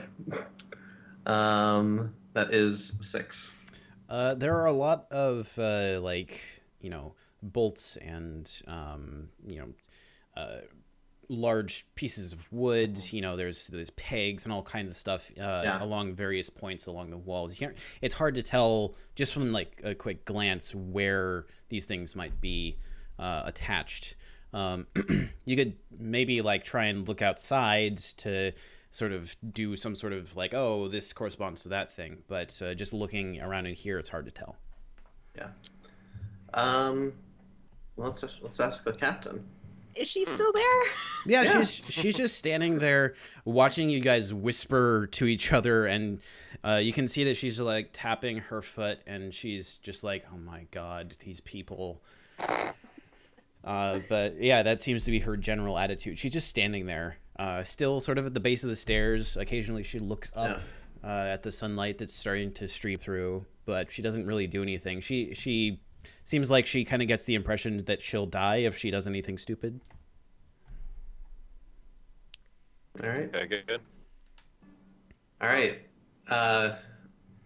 Captain, can you point out where on the inside the cables that go up to the gantry with the crystal are attached on this level? Why do you want to know?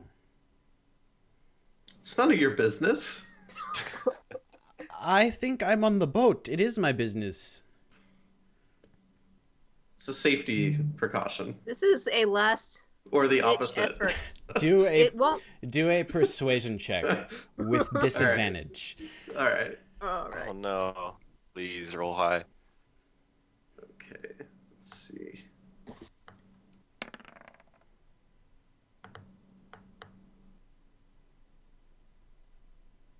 Okay. 11. I'm just dropping dice over here. It's fine, whatever. She's like, and she kind of like gestures with one elbow, and she's like, those bolts on the wall, that's where they attach. What are you doing? You can't detach them from the inside. Fair in a enough. blow off with cannonballs. Oh, please don't do that. Please. We are really, really high up in the air. Please do not. Oh, You should be please. highly motivated to help us then. What can I do? What can I help you with? What can We'll find out when we Listen, go up lady. the upper deck. We're crazy, all right? I can tell now. I can see that. I would much rather die Oh. than be traded for your ransom so you can get rich. I'd rather just be a corpse. So, This is our ship. It's our job to protect this ship so it either goes down with us or we take it safely home. Okay. Okay. Okay. Okay. Okay. Okay. Okay. So what are you doing? Are you? let's point some cannons at Okay. those bolts she's pointed out. All right. So you take a few minutes to point the cannons. These bolts are attached to the large inner ribs that make up the structure of the ship, and they poke through. And they're each bolt is actually like about an inch thick, and then it has a big nut on it, and then that's what attaches to the outside bracket where the cables are attached. And yeah, you managed to get these cannons into position, just pointed directly at these things. How many are you doing? Let's do. Well, so it was 4 on each side, right? Or was There it are 8? 5 cannons on each side, and there How are many 8, bolts? there are 8 brackets. Oh, okay. If you want the ship to tilt, we need to break them all on the same side, Yeah, we should definitely or some break, number like, on the 2 same of side. them. Yeah, I would love to just break one of Let's them do- and have the ship tilt and just catapult a few off, maybe, hopefully. And, Yeah. then go up, as that happens. Let's do like 3 or 4 on one side. So one side already has a broken cable, so we could save ourselves some time by doing the same side. Okay. Sounds good. Kind of like just finished repairing it, just blows off Right. again. Fuck. And so this, just to be sure, because I heard you say we had to protect the ship. This isn't the same ship that we were protecting originally, No, right? this Yeah, is yeah, a yeah. different ship. It seems that the pirates took command of the ship that you guys were on before, Right. and then split up you guys and then the entirety Right. of the crew Yeah. from that ship. So I want to ask her as well. One last thing. Where is our ship that we were protecting? Last I saw it was towards the back of the fleet. Are we in the front? We usually sail close to the front, yes? Okay. Could you get us back to our ship and put us in control of it? Are there other people flying it from your fleet currently? Of course there are. Is it like a skeleton crew or? Well, it won't be fully manned, but it will have enough to get it from place to place until we can take on more crew. Should we try and get our ship back? That'd be cool. Yeah. Yeah, we only deal with fewer people, so I mean, if we make this ship look like it's in jeopardy, So I think, why don't we have the captain bring this ship towards the back of the fleet, towards our other ship, and then we blow out the brackets on this one and make our way to the other one. I'm good with Light that. some really long fuses. Give us a couple minutes to get over there, and then boy, this one okay. will flip, and they'll be forced to decide whether they want to get our other ship or save their current one. Mhm. I don't Yeah. know. Yeah, we could definitely we can even have her go up there and just tell them, hey, turn the ship around, go back to our main ship, the one that we're supposed to protect. Yeah. And if Yeah. we don't feel a turn or something, then we just fucking blow all the She chains knows. off. I think she knows we're crazy. Yeah. We just bloodthirsty. all right, let's do it. All right. Okay, so how are you going to do this? So Let's just I mean- ask her. Yeah. no. Well, we need to get back to our ship. Right. So, So like, we need- let's just ask, like, can you take us back to our ship and help us get on board? Do a persuasion check.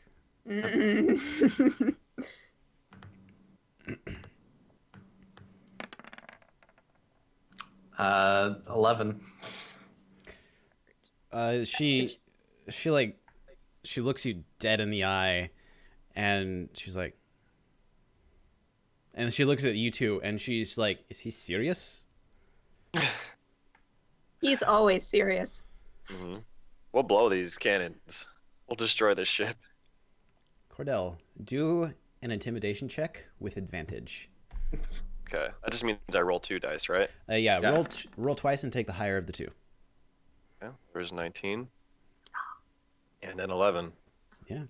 Well, plus 2, so it's 21. Yeah. So perfect. So as you just like look her dead in the eye and tell her exactly what's going to happen, she kind of like clams up for a second, and she's like,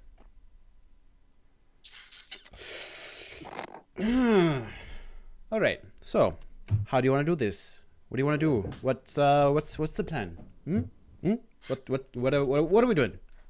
You need to board our main ship. You Get back with our crew. The one you won before. Yes. Yes. All right. It's going to be difficult. Why? Well, a few reasons. One, there's a crew upstairs that thinks that you are still in the brig, and who will not exactly be, I guess, wanting to let you escape. There is ransom money in it for them. And two, if we start moving towards the rear of the fleet, the other captains are going to know what's going on. So what do you want to do? I can't really help here. I'm not in communication with any of the other ships unless we actually go and talk to them. So there's no reason that any other ship would turn around to go board another ship? Not usually. Not when we are approaching our destination. We need to blow the cables to make it look like we're in jeopardy. And then we'll have a reason to go board another ship. Please don't do that. Please, for me, for my sake. Look, we would love to come to an agreeable solution for all parties. So we're all ears. What do you want to say to the other captains? How can we make this I look don't reasonable? want to say anything. I just want to get the ransom money and let you go. It's simple. It's easy.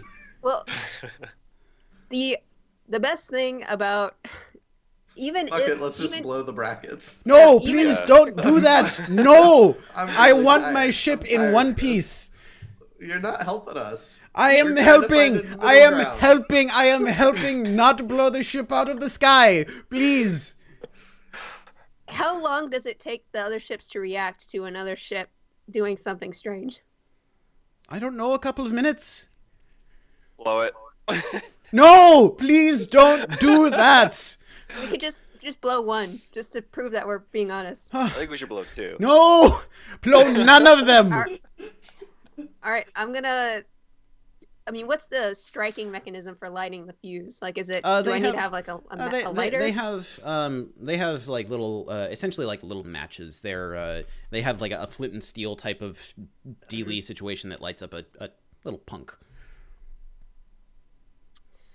I think that we've all grown impatient. Yeah. Especially my rage-induced barbarian. He's like, whatever, just do it. All right, Let's get the cannons at the base of the stairs ready too. We need to board our main ship. We need to get back with some of our crew and like free them. We have a bigger army. Okay, so what are you doing? Are you loading the cannons and getting ready? Yeah. She needs to tell the crew to turn around to go back towards our ship. just From yell. downstairs? She can just yell for it. Yeah. All right, so she sort of walks up to the base of the stairs and calls out, and you can hear her. You know, she's clearly asking for some member of the crew. Somebody named Declan, and you hear some footsteps coming from up above, and then there's somebody shouts from. Shouts down from above, and they're like, "Hey, Captain, what can I do?"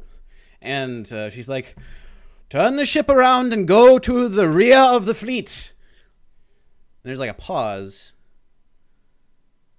And Declan's like, what? What? Hang on. And you see a guy start coming down the stairs. Oh, no.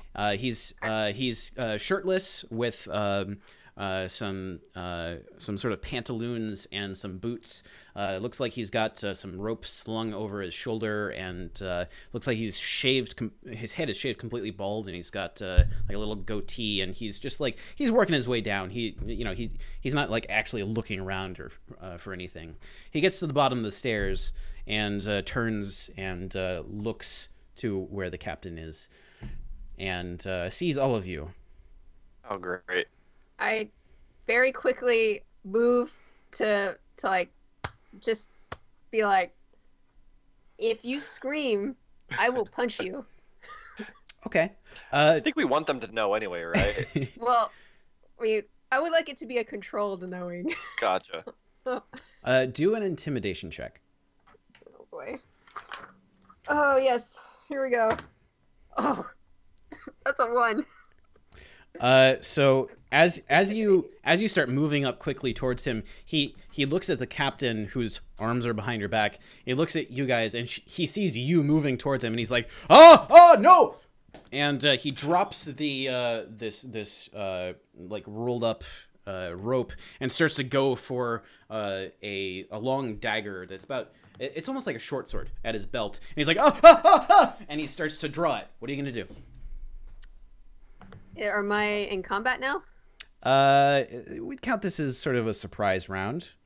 What are you going to try to do as he's sort of trying to draw his sword? Disarm. I will try to, I guess, grapple him. Okay. So he can't, I guess, can't fully draw his sword. Okay, cool. Roll, I guess, yeah, roll a d20 and add your strength modifier. This is going to be an opposed strength check. Yeah. All right. Oh boy. That's a 13. So as you just kind of like slam into him, you get him in a bear hug, and you both just fall to the floor. His arm is still is stuck trying to get the knife at his belt, but you just like got him like kind of like wrapped around like this, and he seems to be kind of like struggling and shouting, but he can't really move very effectively because you just got him wrapped up. What do you want to do? What's going on? Captain, tell him to stop struggling. She looks at him and just like stomps her foot, and she's like, "Stop it! Shut up! This is a complicated situation. Declan, shut up!" And he like stops struggling for a second, and he like looks up around your shoulder, and he's like, "Captain, what's going on?" And she's like, "Just don't do anything stupid, okay? This is a very sensitive situation, okay?" And he like looks you like in the face kind of askew and back at her, and he's like, all right.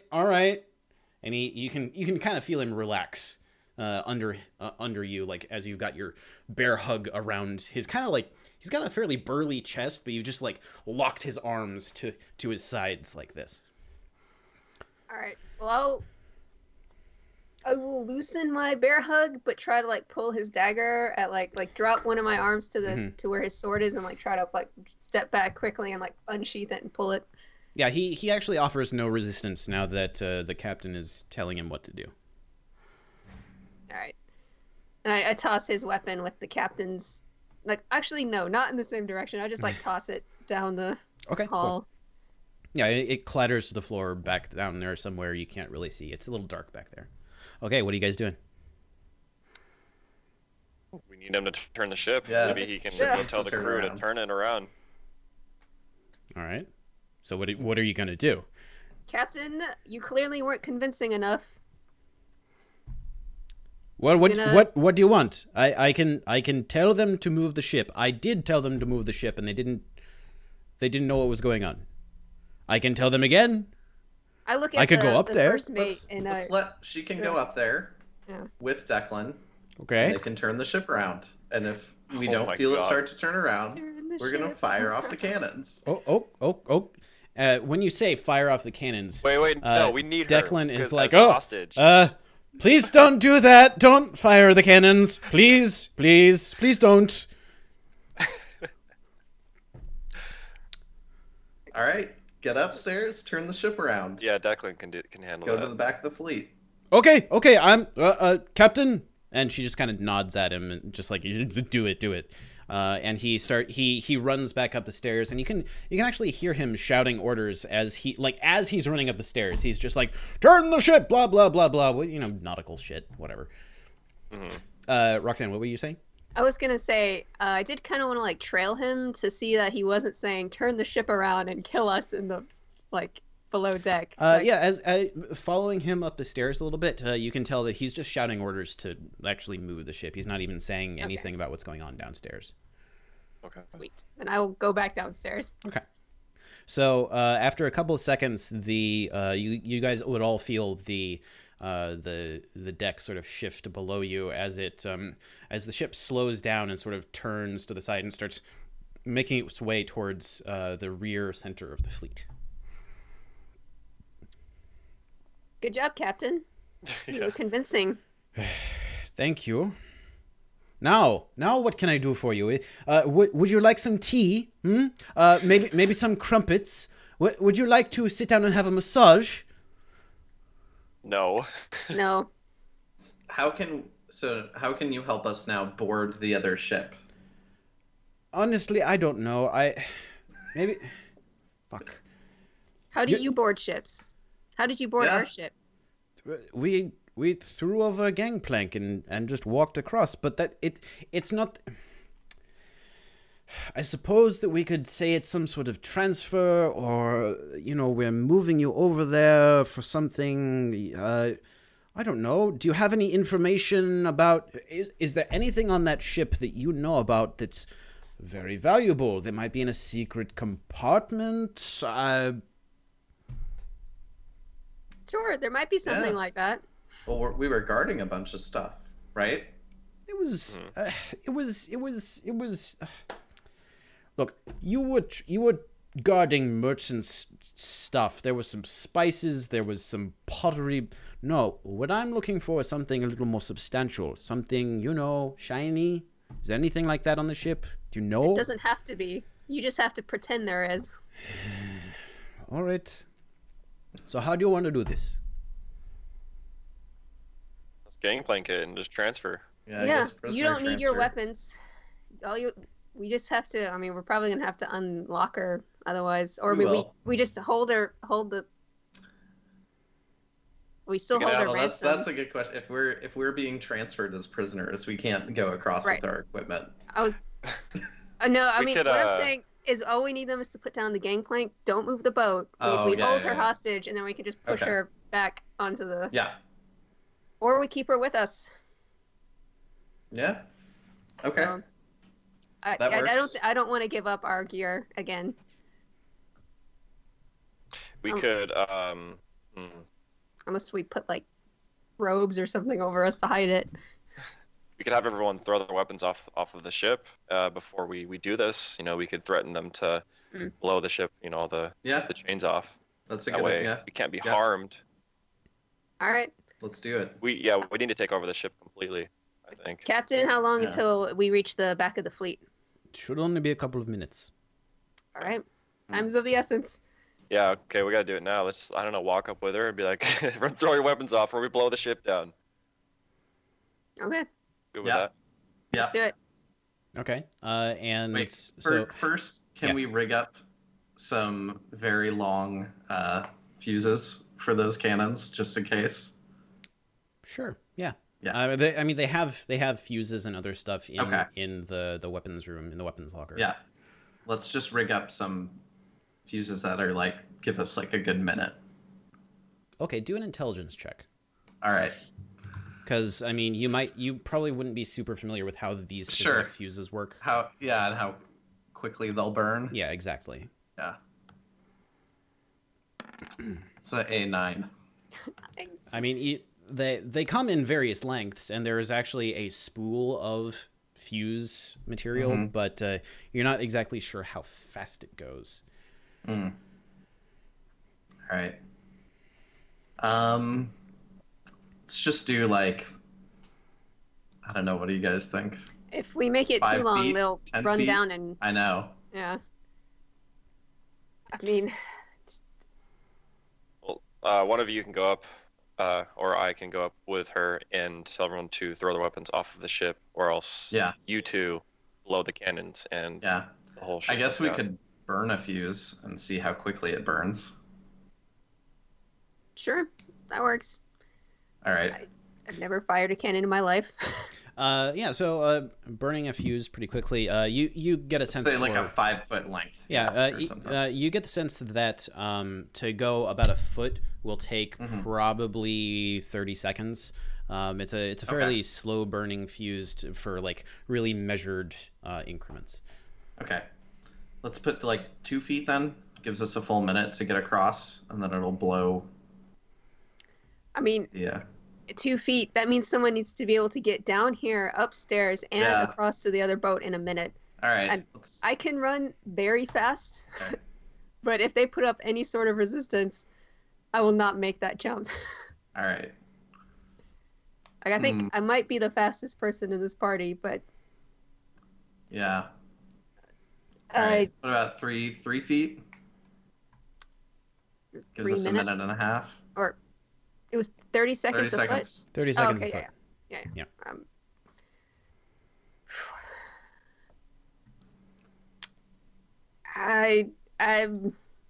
how big is this boat, or is this ship? It is. Let me see here. It's I need to do some like yeah. It's movement math. yeah. It's about like from wall to wall. It's about 25 feet.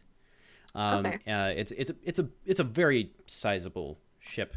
And then from end to end, it's 1 second. I need to do a very quick bit of math here. One second. The upper deck is it's about 85 feet long.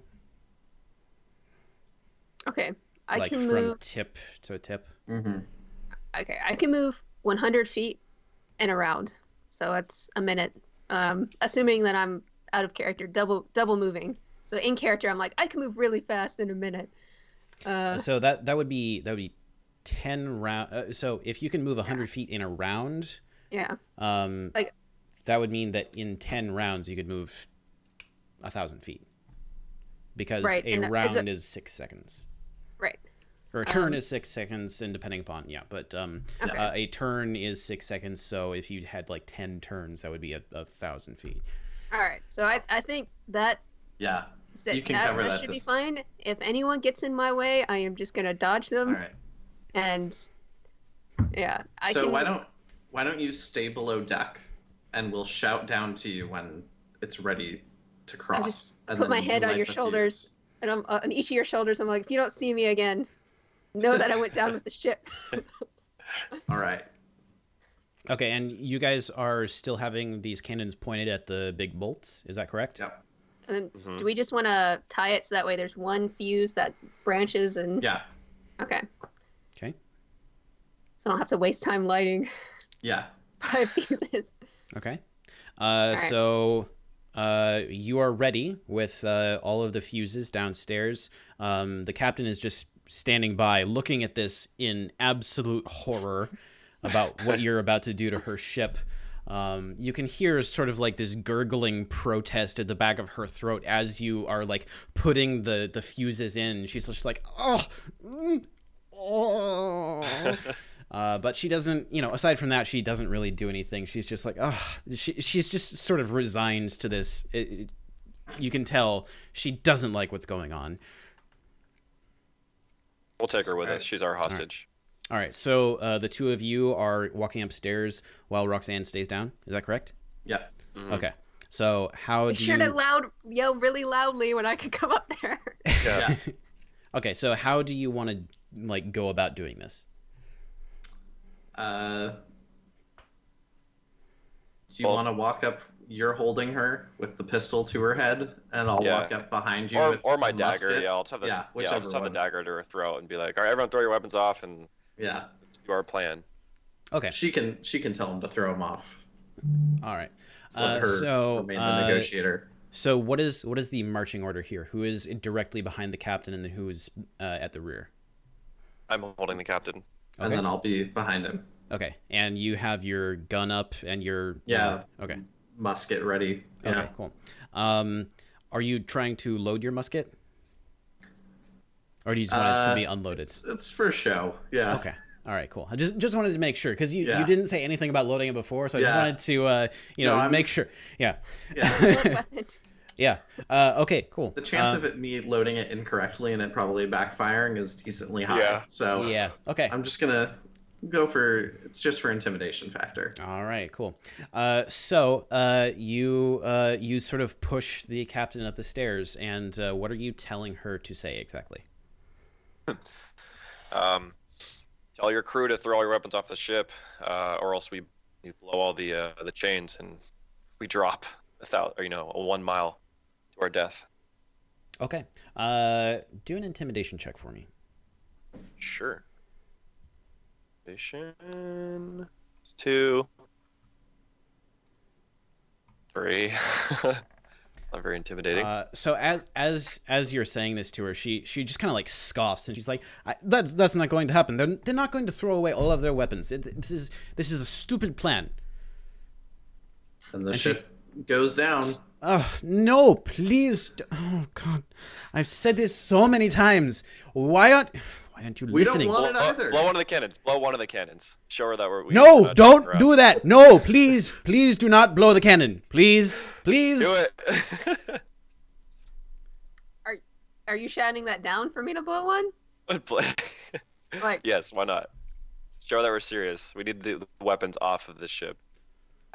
Okay, I will unwind like one of the cannons that were in the group, the fuse, so that way it doesn't hit the other ones, and I just strike Let's hold on. No, please don't. Oh no, please put the fuse out. Okay, I will tell them. I'll tell them anything you want me to tell them. Okay, okay. Does that work? Please, just. That works. Let's go up. Okay. Put it down. Okay. Put it back. Okay. Let's go. We're going upstairs. So as you work your way upstairs, you go up into the now bright sunlight. It is a couple hours after dawn at this point. You guys have been doing all sorts of stuff downstairs over this time. And the captain walks up ahead of you. Did you guys want to take the manacles off her? No. Okay. All right. Just making sure.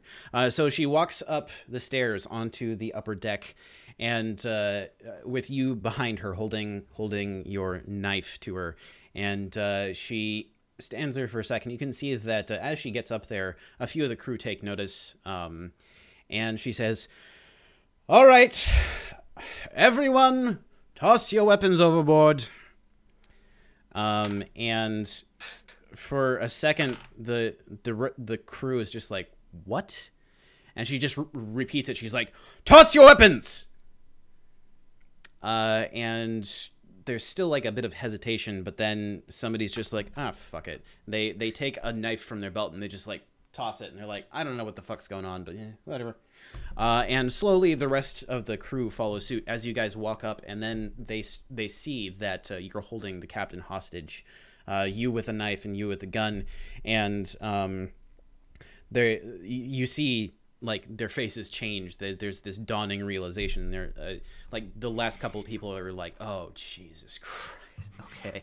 And you actually see one guy actually open up this long jacket, and he's just got knives on one side and guns on the other, just like little pistols, and he just starts like going.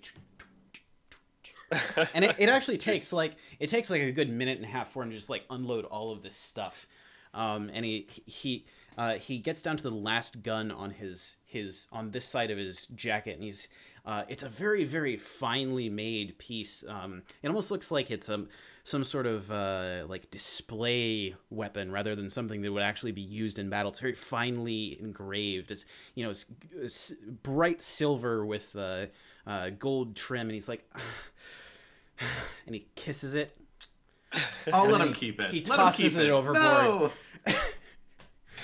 And it just goes feel so tumbling bad through the now. air, sort of sparkling in the air and he like looks over the edge and he's just like, Oh no. and This day is about to get worse. yeah, at this point you can see that you're getting closer to the original ship you were on, the merchant ship. It's maybe 60 or 70 feet away, and you're sort of slowly moving over towards it. You can see a few crew on the deck of that ship, just doing general maintenance and stuff. But aside from that, it looks like it's being run by a skeleton crew. So what are you guys doing? Getting ready to board. Yeah, let's get ready to board. Are we still blowing those the people. cannons when we get there? Okay. Yeah. As far as I know, that's the plan. Yeah. Okay. The captain like kind of turns back to you, and out of the corner of her mouth, she's like, "Please don't blow the cannons, please. I'm asking you very nicely Why not? because I like my ship. Oh, your ship. Yes, my ship. I'm the I think captain. I think My- it's our ship now. Fine, whatever. Just don't destroy your own ship. Does that work? We only care about one ship, and that's the one we're going to board in a second. All right. Well, what do you want me to do? Stay our hostage. It's going to be kind of hard for me to not stay your hostage when I have manacles on, so there you are. Okay. Perfect. You're like a de facto member of our party. I don't like that. Welcome to the team. Too bad. All right, so what are you guys doing now? It looks like most of the crew have just like stopped what they're doing, aside from the people up at the controls by the crystal. You can see the first mate is up on the the poop deck area, and he's just like giving orders to the people who are at the controls. Is that Declan or is it a different? Okay. Yeah, it's Declan. All Tell right. the crew to set up the plank so we can board the other ship. So as you tell her to do this, she starts to sort of give orders and walk around. You can see that she's used to kind of like gesturing with her hands and pointing and ordering people around. So like her hands are like moving behind her back, and she's a little frustrated, but she kind of gets used to the situation. The entire crew is still kind of like, what the fuck is going on here? But they're listening to her because you have a gun to her head. And they do start to get the gangplank and such ready. Okay. All right. So Well- we're working out pretty smoothly. How far are we from the main ship? You're rapidly getting closer. You've closed about half the distance, so you're about 30 feet away now. Oh my God. Okay. All right. You almost ready, Roxanne? I'm just waiting to hear the signal. Let's. Great. All right, so over the next, say, minute and a half, these ships slowly converge. You can see that the people on the other ship, the one that you guys were originally on, don't seem to know what's going on, but they're getting ready because, presumably the people over here have some reason to be coming over. So they're getting ready to grab the gangplank and such. The gangplank is being sort of hoisted up so that it can be hooked down onto the other ship. Is there anything you want to do before that happens? Let's give the order. Let's go. Yeah. Time Should to we go, board it Roxanne. first? All right, I light the fuse and I wait to make sure that the spark catches Mhm. and that it's starting. Like I give it like 5 seconds to make sure it's gonna start going, and then Yeah, I start bolting. Yeah, they all start going, and immediately smoke starts rising from all of them, and they start going. Time to run! Time to run! Time to run! In the next couple of seconds, after you shout down, you see Roxanne just burst up from down below.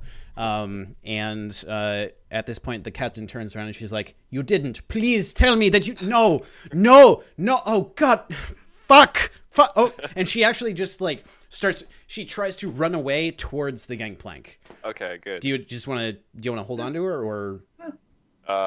We'll follow. I mean, still Yeah. restrained, right? So we want her to go with us, basically, because we need her as collateral, basically. All right. So cool. Yeah, so she just starts booking it. She's just like, oh. And at this, the rest of the crew are like, what is going on?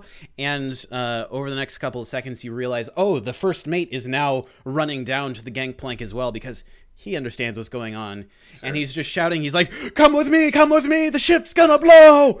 And the most of the crew seem a little bit confused, but then they start moving once they realize he's talking about explosions. What are you guys doing? Do we get across the gangplank before the other people do? Or at least if you all want to run across before the rest of them, yes. I'd ask you all to do athletics checks. All right, let's do it. Oh. All right. 15. 20. Not natural. 17. 15, 20, no and 17. All right, so because you guys sort of had the jump on everybody, and the most of the crew is kind of spread out on this deck, they are all a little bit behind as you guys are running across the gangplank. And the captain is actually ahead, and as she gets to the end of the gangplank, she just keeps on running, and she actually trips and just sort of face plants and skids for a little bit. And then the rest of the crew starts to follow along behind you. The first mate, Declan, in the lead, and they're now coming across the gangplank. There are we need to cut the gang. Break that shit. Okay, how do you want to do that? I'll use my great axe. Can we just like lift it up and push it off, or just like slide it off, or you can definitely try. You'd have to do a strength check. All right, I should do that. Yeah, and we'll. If you want to assist, then then Cordell, do it with advantage. Advantage, okay. Yeah. So 15. I should roll again. Yeah, roll again. Roll again and take the higher of the two. 19. Or sorry, 17. Yeah.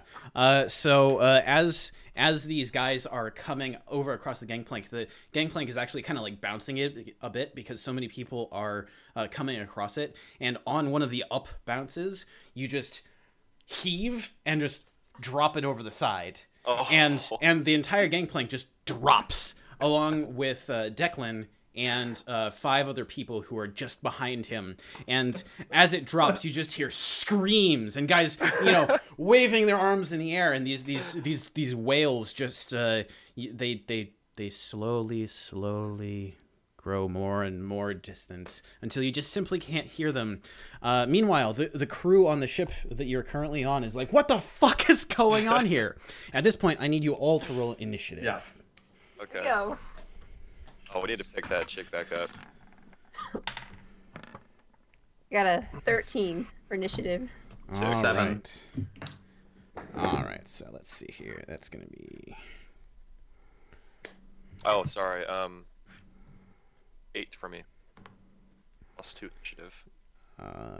It was Ben. What was yours? 7. 7. And, okay, so it's going to be... And all right, so at the top of the round, that's going to be the crew of the ship. It looks like there are currently 5 people on deck. 2 of them are right next to the gangplank. It looks like they were the ones who were responsible for just hoisting it across. And then there is the captain, who's currently prone on the ground. Then there are 2 people up above on the sort of gantry. And finally, there's one guy up at the at the bow of the ship who's just. It looks like he's just essentially like keeping watch. You can see that he has a telescope. And you guys are coming across right at about the midpoint of the ship. So there are large flaps on the side of the ship that help with steering, and you guys came across right here. And there are various cables across the sides that hold it to a crystal up top. This thing is where the anchor drops. There's one guy up here, 2 guys right here, and then 2 more up above. So that's going to bring it to the crew, and the 2 guys who are on either side of the the gangplank actually don't have any like slashing weapons or anything like that. They just have one of them has a little hammer, and the other seems to be just using his bare fists. The guy with the bare fists goes and takes a swing at you, Roxanne, as you're kind of bringing up the rear. That's going to be AC 17. Yeah, he rolled a 4. I don't think he's gonna hit. He just like he tries to hit, and you're just like no. And then the guy holding the hammer is going to take a swing at you, Cordell, since he's a little more on the on the deck. And that's going to be a that's a 13 to hit. Okay. That's against your armor class. Does that hit? 15 AC. That does not hit. So it just he swings at you, but you're sort of able to see it coming and just dodge out of the way. The guys up above not really going to be doing anything because they're piloting the ship, and then the guy up on the bow is going to start working his way back down on the deck near you guys. Meanwhile, the captain Cynthia is going to stand up and just try to headbutt Cordell and try to knock you off the side of the ship. But she rolled a 2, so that's not going to work. And that's going to bring it to Roxanne. All right, I'll be like, let me show you how to punch, and try to punch the guy who tried to hit me. All right, cool. Okay, unarmored attack number 1. That is a 24 to hit. That definitely hits. Roll damage. And I will roll damage. That is 7 damage. All right. You lay him out. You smack him in the face, and there's this like pretty satisfying smack. It's almost like punching a steak. You just smack him in the face, and he sprawls out. He's like, oh my god, as he lands on his ass. Do you want to move around him or anything like that? Is he still conscious, or like? He is still conscious, but he like got knocked down, and he's kind of dazed for a second. I will move to the guy who swung a hammer at Cordell. Okay. And use my second attack to like elbow him. All right, sweet. Go for it. There we go. It's a 22 to hit. 22 definitely hits. Yeah, that's sweet plus 7. Yeah. That's 8 damage. All right, great. So as you go in and punch him, you manage to get like an uppercut in, and he staggers backwards for a second. It felt like you might have like broken or cracked his jaw or something. He lets out a yelp, but he seems like he's still on his feet. Then I'll use my bonus action for my last hit. Okay. And here we go. Lucky die. Oh, that's a 15 to hit. 15 does hit. Roll damage. Wow. Monks, man. Damn. Or that's 7 damage. All right. So as you you hit him with one more strike, it actually hits him right in the solar plexus. You can feel the wind getting pushed out of his lungs, and there's this sound as he collapses backwards and just falls flat, completely unconscious. And I'll use the rest of my movement to kind of like just like flank the captain who's trying to headbutt. Okay, just cool. So like she can't like run away, I guess. Yeah, sure. Yeah, so she'd be like almost right directly in front of you. So yeah, you could just kind of like move around her. All right, cool. That's gonna bring it to Cordell. All right, I want to throw these guys off board. All right, go for it. Do you want to? So the one that Roxanne hit is one of the first one. He's like on his ass on the ground, nursing a black eye at the moment, and the captain is still up, and she's sort of standing right next to you as she tried to headbutt you, but then stopped just short of running off the edge. And then the other guy is unconscious. Okay. Let's throw the guy that Roxanne just hit. Let's try to knock him overboard if possible, maybe like a drop kick or something, or just a push. The guy that's on his ass right now? or the guy that's unconscious? Oh, yeah. So he's on his ass. So go ahead. Yeah. I guess we can pick him up and just throw him off. Yeah. Do a strength check.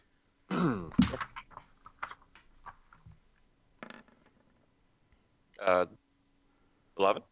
Yeah, so it seems like he's so dazed that he's not even sure what's happening around him. It seems like he's almost like blind with how hard he got hit. So you just manage to like grab him by the collar and just kind of like drag and shove, and he just goes "Wah!"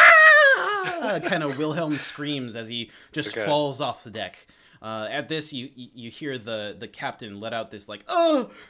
Do you want to do anything else? Do you have a second attack or a move bonus action? I do have a second attack. Yeah, all right, I have extra attack. Let's take the unconscious man and throw him off board too. All right, do another strength check. Okay. Less people on board, the better. Ooh, that's a 7.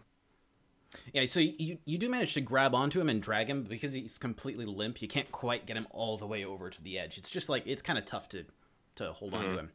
And that's going to bring it to Ben's turn. What are you going to do? All right. So who's left at this point that I can... There is the captain, who is just like almost standing right next to you. You were just behind Cordell, with Roxanne right behind you. You are on the deck, and the captain is standing essentially just like immediately off to your left, and then off to your right there is about 20 feet away at this point, there is another guy coming from up on the poop deck. All right, I'm going to take aim at the person further away. Okay. Down on the poop deck. All right. All right, so I will use my longbow, or actually I'm going to do Hunter's Mark first. Okay, cool. So I'll mark him as my quarry. That's an additional, what, D6? Yeah, it's an additional D6 to that target whenever I hit him. Cool. So I'll use that as my first attack action, and then for my second, I will shoot him. All right, sweet. Okay, so... Nope. Oh. Yeah, so 7. Yeah, the unfortunately, just because the captain kind of bumped into you over the past couple of seconds, you're still slightly reeling from it, so the arrow just goes a little bit wide as this guy's running at you. Yeah. Is there anything else you want to do? A move, bonus action? No, I'm okay. All right, cool. That's going to bring it back to the top of the round. This guy that you just took a shot at is going to keep running towards you guys, and it looks like he's actually going to be trying to use that telescope that he was holding as sort of an improvised club. Roxanne, seeing what you did to his compatriots, he's actually going to try and take a swing at you first. Let me see here. Does a... Jesus. Ooh, that's a 22 to hit. Yes, that does hit. Yeah. All right, so that's going to be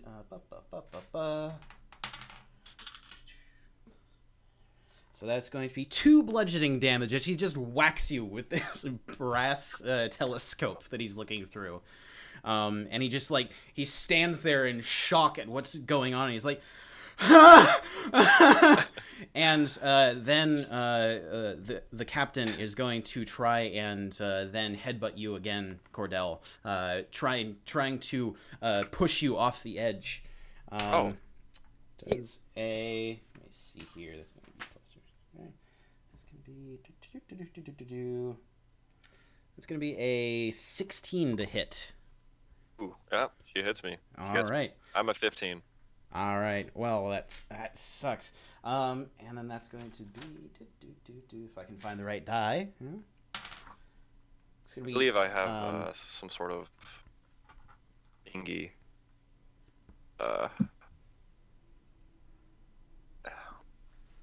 Thingies are good. I like thingies. I have an advantage on these kind of things. Like when I go into a rage, I don't know. I didn't go into a rage, so let's see what happens. You didn't. So she is actually going to try and push you off the deck. That's going to be so do a strength check. It's going to be opposed to hers. Okay. So okay. 11.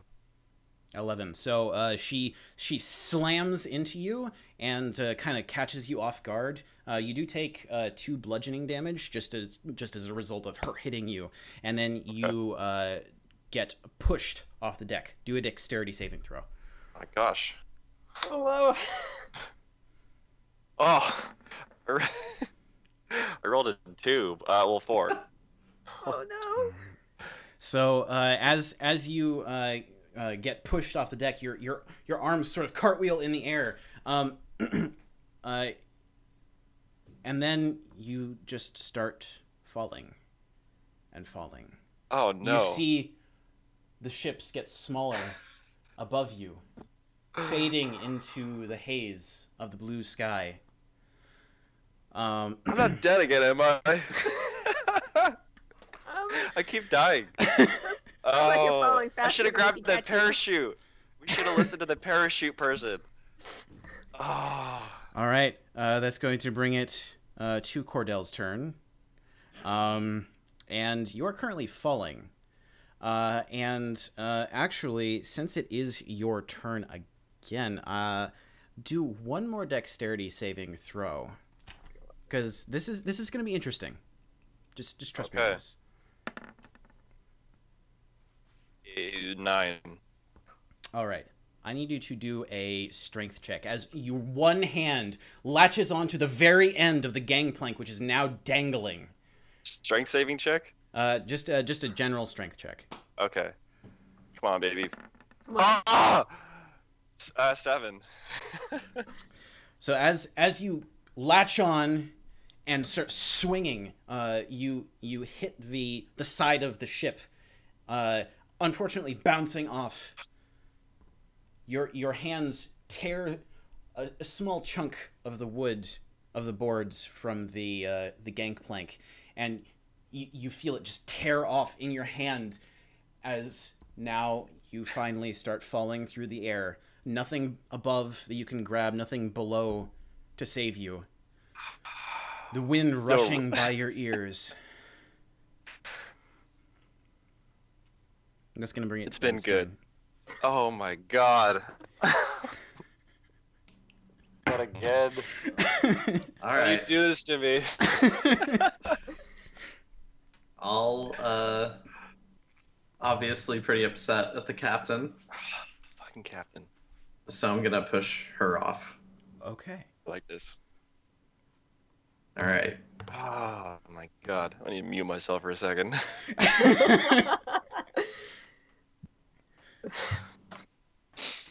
All right. So what are you doing, Ben? I'm gonna push the captain. Okay. So that would be do an attack roll and add, I guess, your strength modifier. Okay. 6. Not great. She rolled a 19. Oh boy. So as you go and slam into Very her, good balance. Yeah, it seems like she's kind of got her sea legs, so she's pretty pretty stable. You do manage to, like, slam into her, but she just kind of like takes it and then slightly redirects you to the side. Okay. Is there anything else you want to do on your turn? Do you have a second attack, or? I do. So I'm just that? going to attack her with the short sword instead. Alrighty, cool. Go for it. Okay.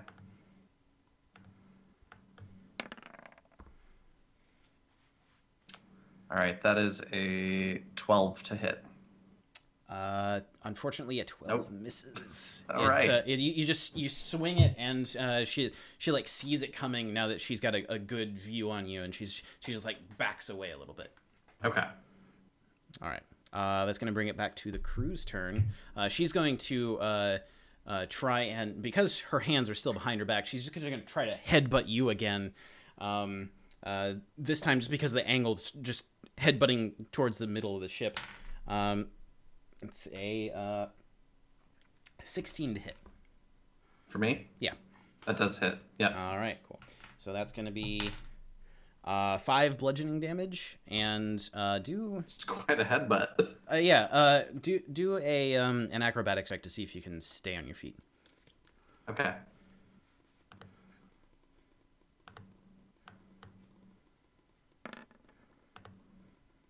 That is a natural 1. Yeah, so she kind of she just lowers her head and like just bull rushes you and hits you right in the stomach, knocking you on your ass. So you're just like, oh fuck, and that's gonna bring it to Roxanne. I quickly look over the side of the ship. Do I still see Cordell? Like, how far? I know it's like kind of happening simultaneously. Yeah, it's all kind of happening all at the same time. So do a perception check for me. Is there hope? That is a 22. Yeah, you actually watch as he falls off the side of the ship, scrabbles to grab onto the gangplank that's hanging, and a piece of it just like breaks off in his hand as he's like grabbing it so hard, and then he starts to fall.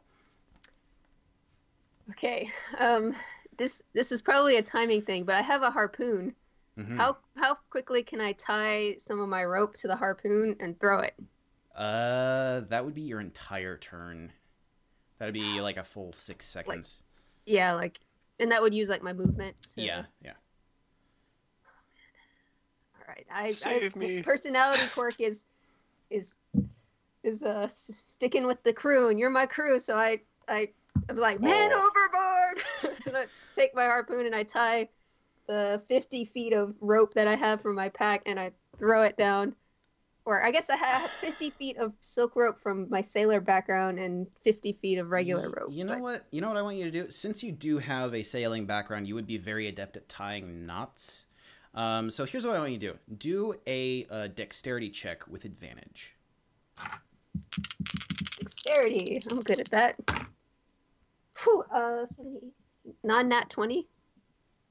So all right, so you actually do through your knowledge of knots and tying things very quickly in dangerous nautical situations, you would know a very quick knot that you could put together that could in theory work. So what I'll say is I would give you the opportunity to use your entire movement and all but one of your attacks on your turn. So that would leave you with one attack action or just one full action if you wanted to try and throw this, because you would be able to whip something up really quick. It would have a loop on the end that you could go through. So if you want to try and do something, you can. Yeah, I mean, my character would totally just be like, oh shoot, there's a fight going on, but somebody went over, so I need to try to throw a line. Am I gonna catch this harpoon? What am I doing here? Are you just gonna impale me? You're either trying to catch the harpoon or the rope. Okay. Do an attack roll, and add your dexterity modifier to it. All right, dex. Can I use a lucky point on this? If you have luck, yeah. I'm gonna use a lucky point because that was not good. Oh yeah, now's the time. Holy shit. I mean, you haven't used luck today at all, so you technically have 3 chances. Yeah. So here we go. Let's try that again. It was the same roll. I have to look at lucky to see if you can use multiple on the same roll. But I mean, I have it open right here. Okay. You have 3 luck points. You can choose. You can spend one luck point when an attack is made against you. Could spend. Yeah, it's just 1. So we're gonna have to roll with it. It's a 9. All right. Cordell, I want you to do 2 things. First, do a perception check. Okay. Did it? I didn't roll, did I? I don't see it.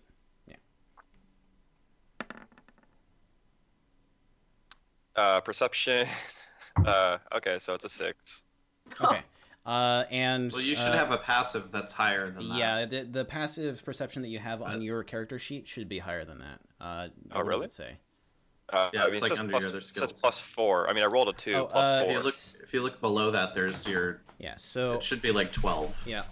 10 plus. Yeah. I see on 14. your sheet right here, Okay, 14. it should. Okay. Gotcha. Then yeah, you actually would, especially with Roxanne yelling "Man overboard," you would be able to notice that something is coming down at you very quickly.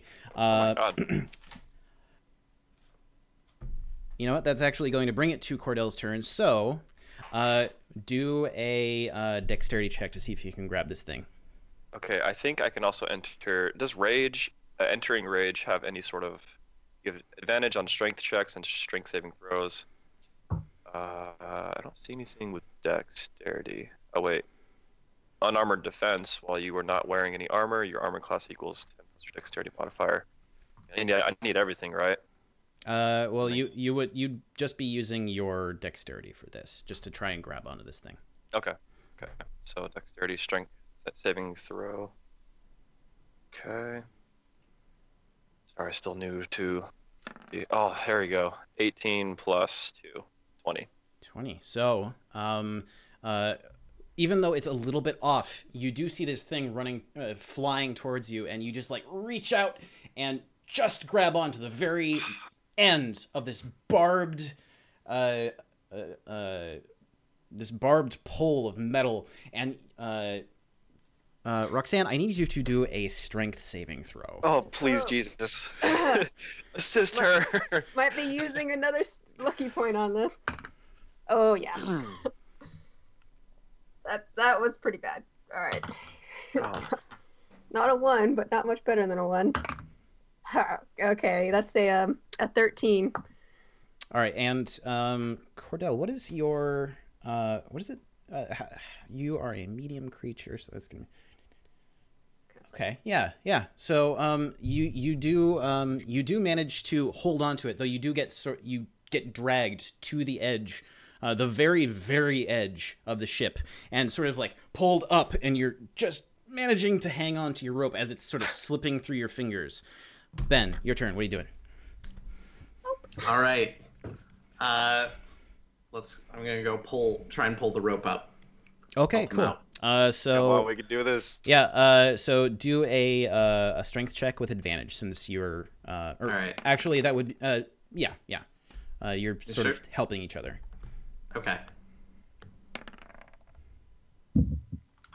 All right. 15. So slowly, and with a lot of effort, because it's there's this big fucking barbarian at the end of this harpoon. You both manage to pull it up just a few feet. No. Okay. That's going to bring it to the crew's turn. Oh boy. Oh. And No. Seeing what you guys are trying to do, the crew member who was knocked on his ass is now going to get up and grab that hammer and come and try to attack you, Ben.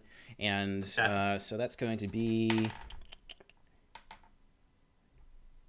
a 14 to hit. Hits. All right. So that's going to be it's going to be 4 bludgeoning damage as he just slams it into the back of your shoulder, causing you to stagger forward a little bit. And then the captain is going to once again try to headbutt. She's going to try to headbutt both of you because you're both on the edge. So let's see here. Unfortunately, she just like runs into you guys and kind of like bounces off because you're just like you're both standing there in a pretty rigid situation. And she just like she hits you, but her shoulder kind of like goes into it and she just like bounces off a little. At this point, it looks like one of the people up on the gantry above is starting to move down one of the ladders. That's going to bring it to Roxanne's turn. Like I just turned to Ben. I'm like, can you do this by yourself? Yeah. All right, then I'm going to let go. Make sure he's got a hold of it, and then let go of the rope to go fight off the captain and the guy who just attacked us. Okay, so who do you want to try and hit first? I am gonna go for the captain. Okay. Then yeah, Miss Headbutt. So yeah, here we go. Do an attack roll.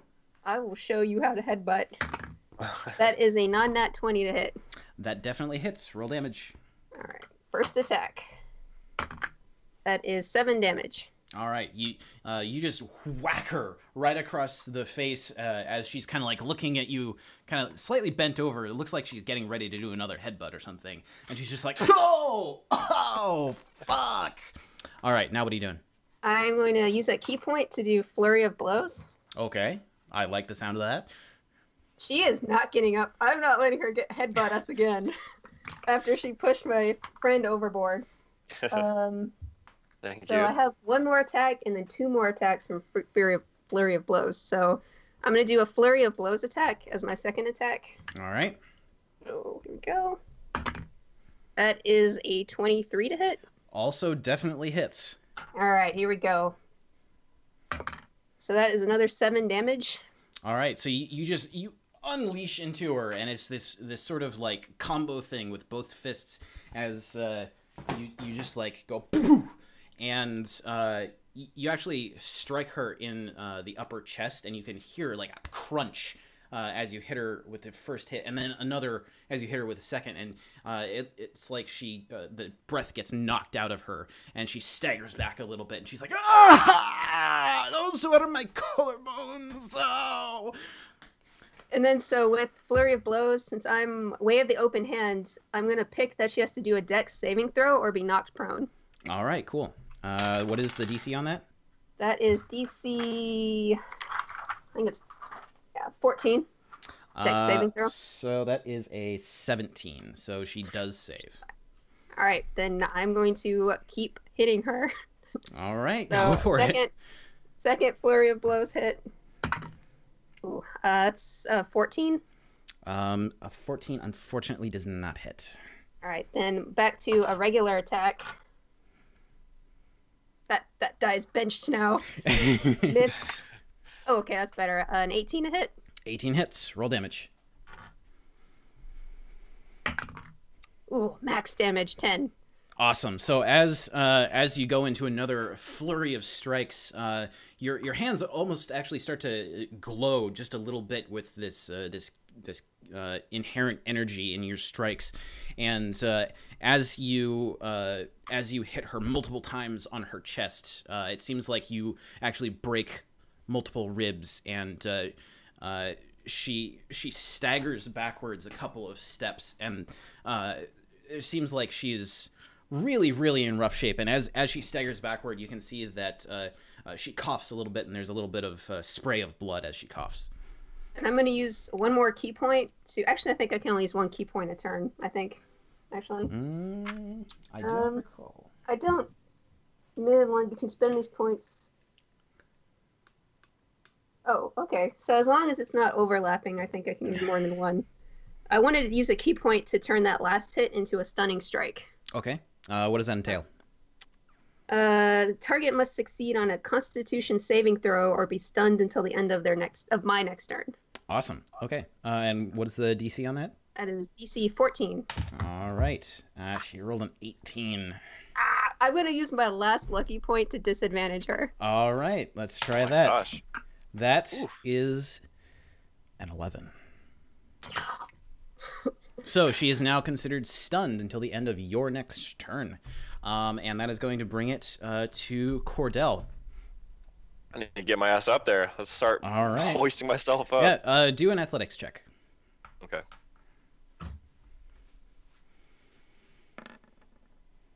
Athletics, 11.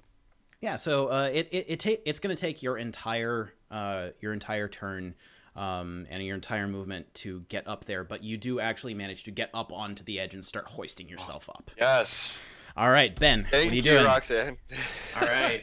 So now that the captain is stunned, I'm gonna try and push her overboard again. All right. Screw her. So you are going to have Headbutt to her like off. move over like around her because she was getting punched towards the middle of the ship.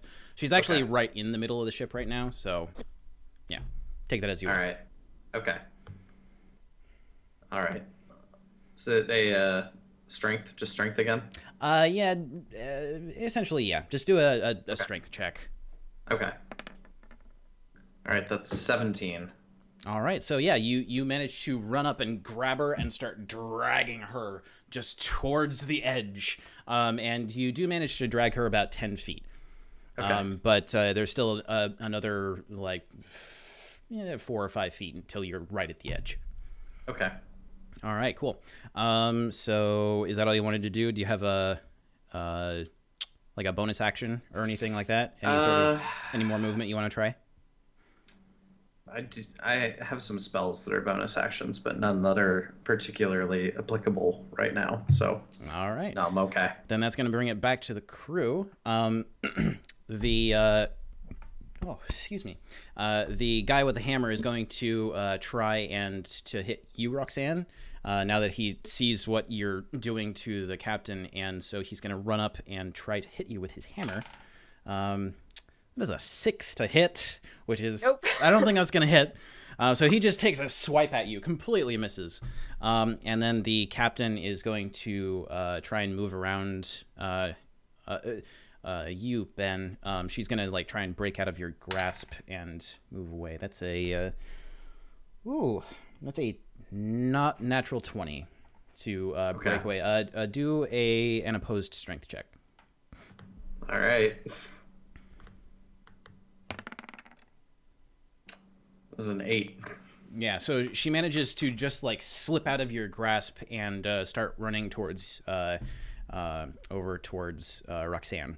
And at this point, one of the guys who was up in the the gantry thing above is back down onto the deck at the stern of the ship. And he's going to start moving towards you guys. You can see that he actually has a saber at his belt that he's drawing right now. But that's going to bring it back to Roxanne. What are you doing? Okay, so how Cordell has made it back onto the ship, right? Yes, he is right on the edge, but he is up. Okay, then I am going I can't believe that to. worked. I cannot believe that worked. That's so cool. So the captain's running. One guy's got a saber, and there's still the 2 guys who are trying to navigate up. One of the 2 guys who was up above has come down, and he's got a saber that he is drawing. Then can I get to the captain without going by the saber guy? Yes, because it's sort of you, captain, saber guy way over there. All right, then I'm gonna go like, you get back here. I'm not done with you yet. And run after the captain. All right, cool. Yeah, you're able to move up to her pretty easily. And I will keep punching her. All right, go for it. I'm not going to try to kill her, but I am trying to knock her out. Okay, so try non-lethal. non-lethal damage. Okay, cool. Yeah, sounds good. So, first attack. Yeah, at 13. Unfortunately, that misses. Second attack. Nat 20. That definitely hits. All right. So you're gonna double all the dice. 6. Oh, max damage. 12, 13, 14, 16 damage. Oh my god. So as you just unleash this just hail of blows that hit her in multiple locations, her face, her chest, even like one of her upper arms, you can feel that these hits have more and more impact as you hit her more and more, and at the end of it, she's reeling, and it looks like she is just about to collapse. I said I wasn't gonna. I was like, I'm gonna non-lethally punch her, and then just like, and then I will use my bonus action and punch her again. All right, go for it. Actually, I'll use a key point to do Step of the Wind to use as a dodge action. Okay. It'll kind of like take a defensive. Okay. I just pummeled her, and I'm just gonna. Oh wait, you know what? I made a mistake before. Ben, she is actually still in your grasp because she was stunned, and I forgot to take account for that. Actually, I was actually glad that it worked out that way because I looked up lucky, and I can only use it to disadvantage attacks, not saving throws. Oh, so well. Yeah. So All I was right, like, there we go. He fixed it. He knew that I made a mistake. And, yeah, that's fine. Not gonna worry about it. But yeah, that being the end of Roxanne's turn, she is now no longer stunned, so on her next turn she'll probably try to do something. Sure. But she is still within your grasp, and she is like within 5 feet of the edge. Okay. And that is actually going to bring it to Cordell's turn. What would you like to do, sir? Great. So I'm going to enter a rage state. Ah, yes. And yes. focus all of my rage towards this captain that just knocked me overboard. Alrighty. And I want to use all of my strength to literally rip her head off. I can do that. Is that possible? You can absolutely try. Yeah. So I'm gonna go down the path of the Berserker, where as you enter a Berserker's rage, you thrill in the chaos of battle, heedless of your own health or well-being. So I just and I have advantage on strength checks. And okay, well, throws. this is absolutely going to be a strength check. Yeah, go for it. I mean, she's currently being held by your friend, so you won't even need to roll to hit. You just will be able to walk up and grab her head and start trying to twist it off, which is kind of fucked up. But I mean, it's your thing, you know. Okay, there's one. That's a 4. There's a 1 plus. Okay, that's not very good. Okay. Yeah, so you do manage to get a hold on her head, and you start pulling, but it seems like her head is pretty well attached. Yeah. So you're pulling on it. It's not really going anywhere. Okay. Is there anything else you want to do on your turn? If that doesn't work, I could just use the bonus attack or the extra attack to just, I don't know, hit her as hard as I can. You could try to do the same thing again, technically, like as another attack, really. Yeah. If you want to. Do I still get the advantage? I believe so. Yeah. It's on. It's just on because you are. Rage is a state you're in as opposed to a thing that happens. Yeah. All right. So, geez, I'm rolling so low. That's a 10. I mean, they're going for that second try. You pull a second time, and you almost pull her out of Ben's grasp. And it feels like you might have pulled a muscle in her neck or something, but she's also so clenching really hard. So, I mean, you are not ripping her head off. No, certainly. That's not happening. No, these rolls, geez. Yeah. All right. Did you want to move at all, or are you good? I'm good. All right. Yeah, stay put. I'm embarrassed. All right, Ben, that's your turn. What are you gonna do? I see what Cordell's trying to do, and I can appreciate that. So I'll come at it from the other side, and I'll just start. He's pulling on the head. I'll just be pulling back on the body. Let's get this head off. Oh my God! It's gonna happen. We gotta make it work. Wow, we're gonna do it. Okay. All right. Do a strength check. All right.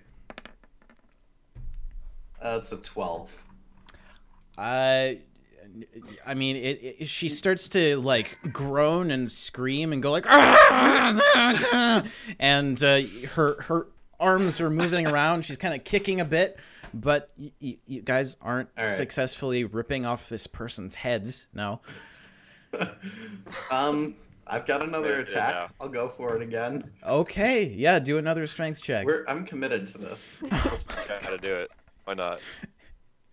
All right, that's a 14 this time. We're getting better. We're getting higher every time. At this point, I need you to just roll a d6 for me. Okay. Ooh. Oh, 6. So she takes 6 points of, I don't know, separating damage, and it seems like she's just about to pass out. Okay. So that's gonna bring it back to the crew's turn. At that, the guy with the hammer is going to just run up and start flailing wildly. Let me see here. This is going to be...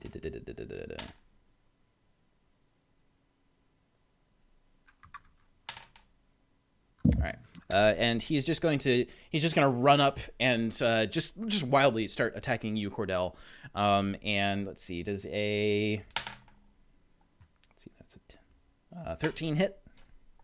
nope. All right. So he just swings at you, and you kind of see it coming, and you're like, ah, stop it. And that's going to bring it to the captain now. She is going to try and break out of your grasp with disadvantage. A lot of disadvantage. That was a 2. She does not manage to get herself free, even though she's struggling quite a lot. Meanwhile, the guy with the saber is now coming up, and he's going to attack you, Ben, with his saber. All right. That is going to be a 14 to hit. Hits. All right. So that is going to be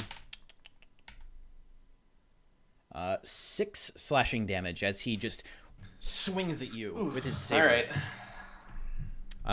And that's going to bring it back to the top, to Roxanne. What are you doing? I will. Do you also want to try and tear a person's head off? She did. She pushed my teammate, my crew overboard, but ripping heads off is not in my repertoire. I'm much more of a punchy, kicky her kind of person. Yeah. So I'm gonna just punch her in the neck. That might help loosen things up. Just use a key empowered I'm not gonna do that though. I'm gonna attack the guy who's got the saber. Can I persuade her to do it? They're trying to decapitate this lady. So I'm gonna deal with the minions. What is her boat supposed to blow up at some point, isn't it? I mean, yeah. It was a 2. It's only been close. It's only been like 30-40 seconds by this point. Okay. All right. I was wondering about that. I will move to attack the person with the saber who tried to. All right, cool. So angling around them, you just get in position and start raining blows down. Yep, here we go. Lucky die. That is a 17 to hit. 17 definitely hits. Yes. Dang, you're rolling high. I think you should turn. Yeah, I have a good modifier because I have a good dex. That is 6 damage.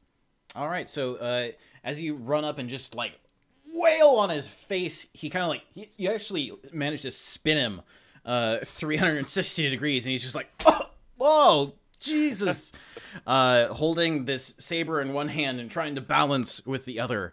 All right, what are you doing? So it's him, the captain, and there's still the guy with the hammer. Yeah. Right, hammer. There's still a guy upstairs, but it seems like he's just kind of hanging out up there. Right. I will use a key point to trigger flurry of blows. All right. So I will use a flurry of blows attack as my second attack. So, ooh, that's an 18 to hit. Also hits. Great. Damage. That is 7 more damage. All right. So as you just once again unleash another flurry of blows, just striking multiple times in the chest, he gets hit once, twice, three times, and then just gets knocked backwards and just falls flat, sort of spread eagle on the deck. Oh, so I don't need to make him go prone then. Yeah, I guess. Yeah, so he's still conscious but prone. No, he is. It looks like he's been completely knocked out. All right, then I will move to the hammer guy. Okay, that'll be your entire movement to like go back and forth. Yeah, I can move 50 feet. Yeah. So I will do that and run towards him and then start punching. Alrighty. So second flurry of blows attack. This is amazing. It's a 17 to hit. 17 hits. Jeez. Monks, man, monks are great. Yeah. That's 5 damage. All right, so as you run up and just like whack him, I mean, he'd already taken a couple hits before. It's almost just like a tap on his face, but then he just like falls over. And the clatter, the hammer clatters to the deck. I have one more punch left. I'll just kind of. Then I won't like beat the guy down while he's on the ground, but I'll just turn around so I can keep an eye on what's going on with the decapitation. Okay. Well, that's going to bring it to Cordell. So, Cordell, what are you doing? Yeah, you know what I want to do. I'm still in a rage, right? Does yes. the rage like last? Okay. Yes, I believe it lasts for all of the battle. I'd have to look it up. Okay. All right. Advantage strength. Yeah. So... give me a 20. Oh, okay. There's a 17, and let's do another one. Okay, so 17 is a higher. All right. So, now, just as an FYI, things are starting to sort of loosen up. You start to hear some like popping sounds from her neck, and she lets out this sort of strangled wail. Is there anything else you want to do? Pull hard. Pull extra hard again. Okay, yeah, you do another strength check. Okay. Oh my god. Come on, 20. This is Ah. Oh, there's a 17 plus 3. There's a 20. Oh my god. So you pull once again. You hear another pop in her neck, and you can actually see like in her neck one of the muscles it's been straining. You can actually see that it sort of separates a little bit. It's almost like it winds up under her skin, and there's this bulge, and she once again lets out a scream. Ben, what are you doing? Are you continuing to assist with this action? I think I'm starting to become pretty horrified by the consequences of what we're doing. I'm just gonna. I don't know, Cordell. What do you want? Do we keep going down this road? Yes, absolutely.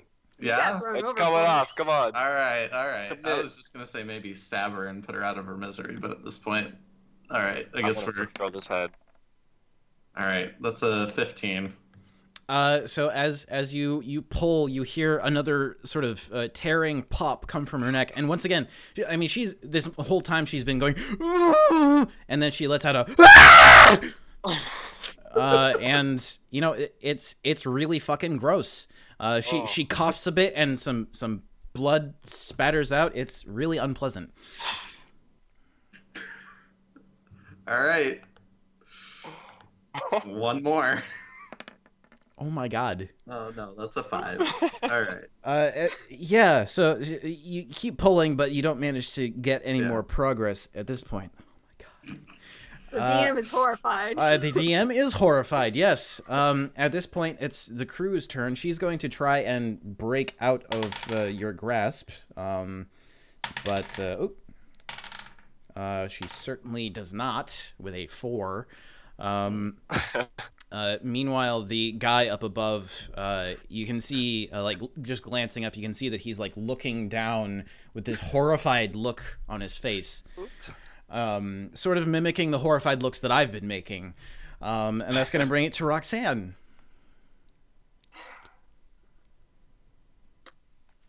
So, when I look back around and look at this scene, the barbarian is holding, is holding her head like this, and the ranger is holding her body like this, and they're both pulling in opposite directions. So love it. It's maybe one of the worst things I've Just ever give it done. a nice karate chop on the neck. I think 10 years of D&D, I don't think this has happened. Yeah. Oh, really? I'm just like, I mean, I'm not good, but I'm not like, this seems like I will use my full movement to get back over there, and then just say, I'm like, actually, do I recognize that he's raging? Like, he's not completely well, there? he's got a little bit of foam coming out of his mouth. The veins on his neck are popping out, and he's kind of just like going. So it's pretty safe to assume. Yeah. And I'm thinking I can't really knock him out of that, but like this, I don't think my monastery would be very happy if I just watched and let this happen. So I'm going to try to do a mercy, try to hit her in a way that I think will. How dare you? Well, you saved me, so. I'm trying to at least knock her out. Okay. Even if I know I can't really So maybe kill her. Do you want to hit her on her neck? Because that's like the place that's most exposed right now. He has his hands wrapped around her head. Yeah, I mean, okay. Martial arts, I'm trying, he can have his decapitation, but I don't want her to be screaming anymore. Okay. All right. So do an attack. Oh, nice. You'd be able to just walk up and hit. You don't even. But let's see how extreme. That is a be. 26 to hit. That I got a 19 plus my modifier. Yeah. So you absolutely hit. Roll damage. Don't hit too high. That's a 6. All right. So as you punch, you can feel there's just like this resounding sort of almost like a jiggle as you hit the neck, and there's another popping sound. Cordell, what do you want to do? Pull harder. All right, so as this Want blow this head to come lands off. on her neck, do a strength check. Okay. Advantage? Yes. Okay. So there's 18 and then 18. All right. So as this punch lands on her neck, you feel a sort of separation, and the head kind of gives way. Do a dexterity saving throw. Okay. Oh, did it 5 or 6. All right. So as the head sort of you feel this separation. It's really unexpected. You weren't expecting it to move like this, and you stumble backwards, and the head comes with you, tearing away from the body, gore strung between body and head, and you start to tumble backwards off the edge of the ship. Ben, what are you doing? All right. Well, I assume that pulling and me having been holding the other side, I probably just fell back. Yeah, quite a you bit. would kind of fall back a bit. His back foot actually went off the edge of the ship, though. Yeah. So, well, in terms of like, did I fall back to the point that I am now on the floor and have to get up? Well, you would probably still be standing, just kind of like Okay. staggered a bit. All right. Because I'll were back on the and- deck. I'll try and run up and grab Cordell and make sure he doesn't fall off a Okay, second time. do an athletics check. All right. This is a 13. So running forward, you sort of just drop the body and try to make it over there, but as you're reaching out to grab at him, he's just out of your grasp, and he starts to fall backwards. Okay, Roxanne, do you want to finish doing any more punches or anything like that?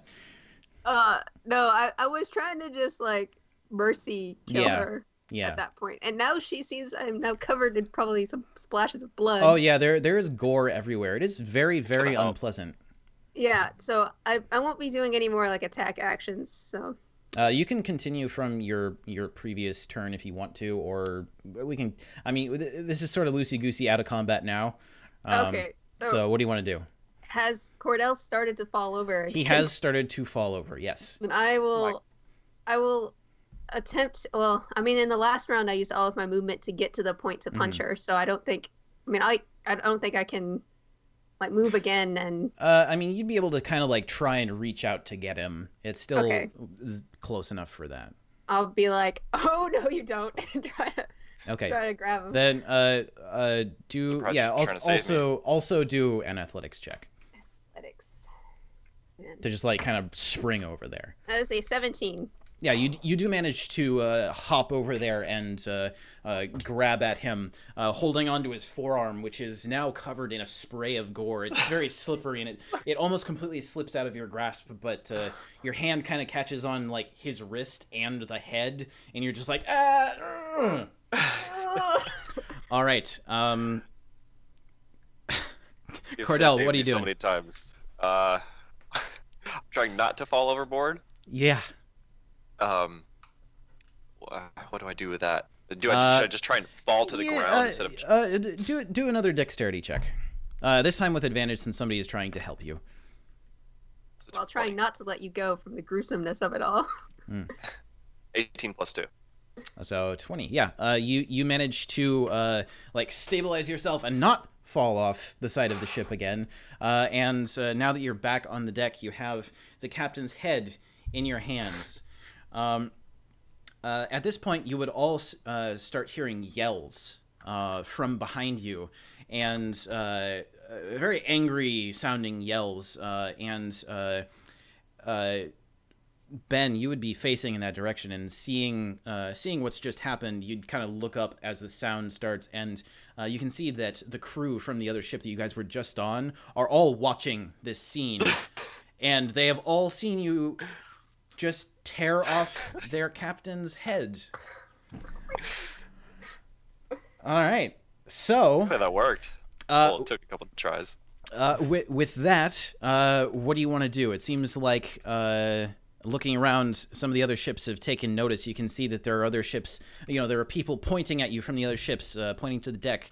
It looks like the guy up above is aware of what's going on down there and just doesn't want anything to do with what's going on. Well, we gotta steer the ship and get out of here, I think is the new goal, right? Let's just...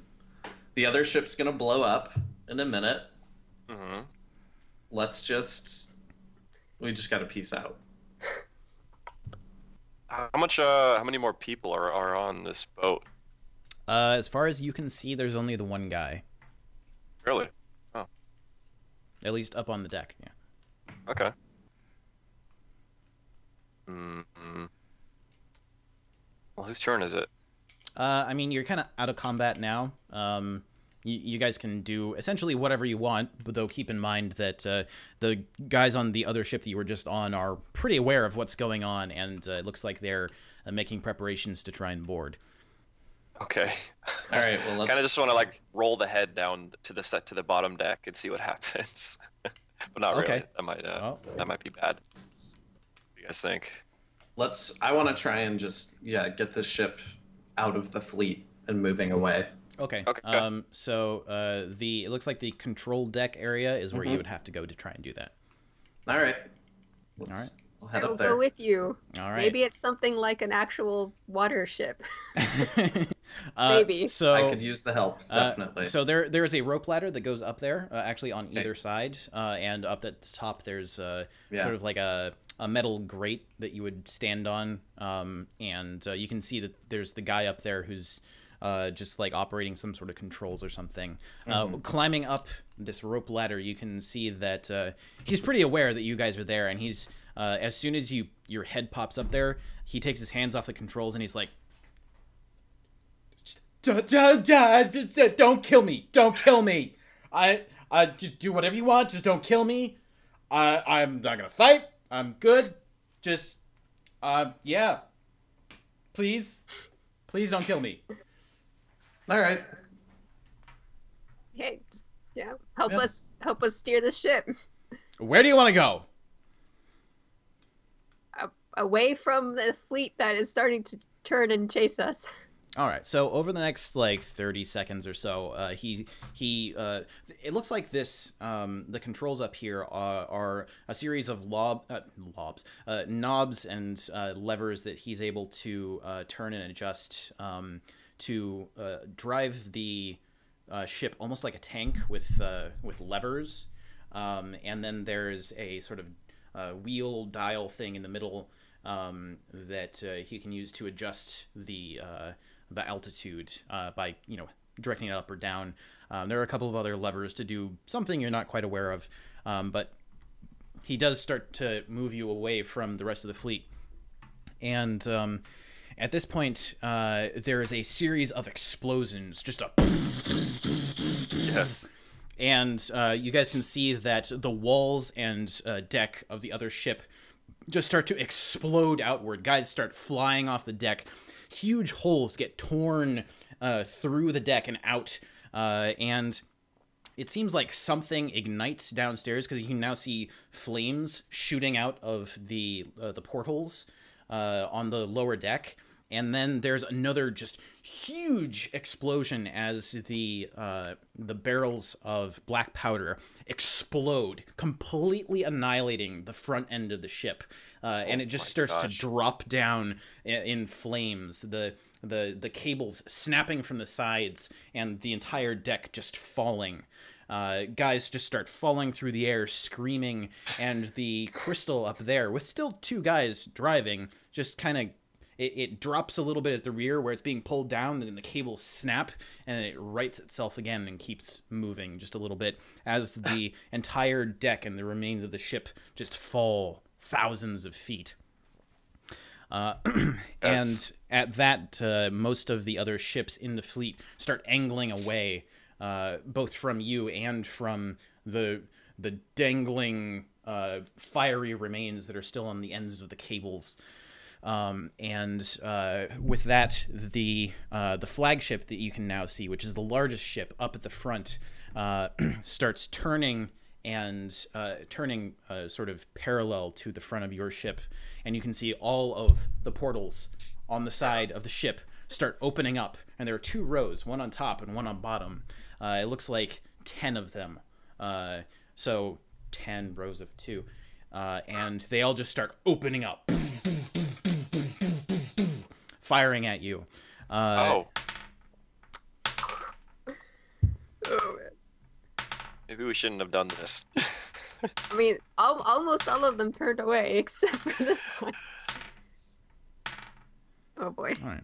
So as these cannons start firing in quick succession, one of these cannonballs actually hits the crystal and blows off a chunk that's probably 3 feet across. Another tears through part of the lower deck and blasts out the other side. Another one actually hits one of the cables, causing the entire ship to lurch slightly before it sort of rights itself. And finally, another one blasts through the area just above the stairway, which goes through the poop deck and out the back of the ship, just blasting chunks of wood. And at this point, the guy who's piloting it he's furiously working the controls, trying to get the ship to move faster and sort of drop down. And at that point, you can see as it drops down, there are actually ships behind the flagship. With the flagships sort of standing right here, you can see that there are others that came from behind it that you couldn't see, coming in the opposite direction towards you. And these ships look to be of completely different make. And the flagship is not just firing at you, it's also firing in the opposite direction. And those ships are slowly starting to angle so that they can open up broadsides. And from this distance, now that you are below and you can see the coloration of the ships and the flags, you realize, holy shit, this is the Royal Air Force, which has come to blast these pirates out of the air. Thank God. Oh, wait. Do they know that we're on the ship? Well, we're not waving. Are we waving pirate colors? Well, you guys currently have the colors of the merchant ship on yours. And most of the rest of the pirate fleet is now angling off to your left, heading towards some very high mountain peaks in the distance, while the flagship stays to draw off the main body of the other fleet. And with that, after a few harrowing moments of worrying about, cables snapping and holes being blasted in your ship, you finally do come to a fairly gentle, hovering stop, watching as the flagship up there starts to get blown apart, only to angle back away and start following the rest of the fleet, being chased by the majority of the Royal Air Force. A couple of small royal ships come down to meet you and appraise the situation, and over the next few hours, you manage to explain to them what happened as they board your ship, and you even meet with a couple of other members of the Adventurers Guild who came along to help defend the city from this pirate fleet. Okay. Returning back to the Adventurers Guild, unfortunately, without any of the cargo remaining in your ship, you still find yourselves alive and well, covered in gore, probably scarred for life, mentally and spiritually, and you live to fight an adventure another day. No way. And I got to live through it. You got to Thank live you, through it. Roxanne. Yeah. Finally. All right. Well, Man thank you overboard. guys. Thank you guys so much for doing this. I hope you had a good time. I know I always have a blast with this type of thing. I know that you guys have a figurative blast. It's a terrible thing to say. Anyway, God. and I hope that you'll think about joining again in the future, because it's been a great time for me. So thank you a ton. And thank you guys for watching. Thank you for coming and checking out Dungeons and Devs. I know this is a weird experimental thing, but I hope that you like it and you'll come back and watch more in the future. So have a good one, and thanks. Oh my gosh. Thanks.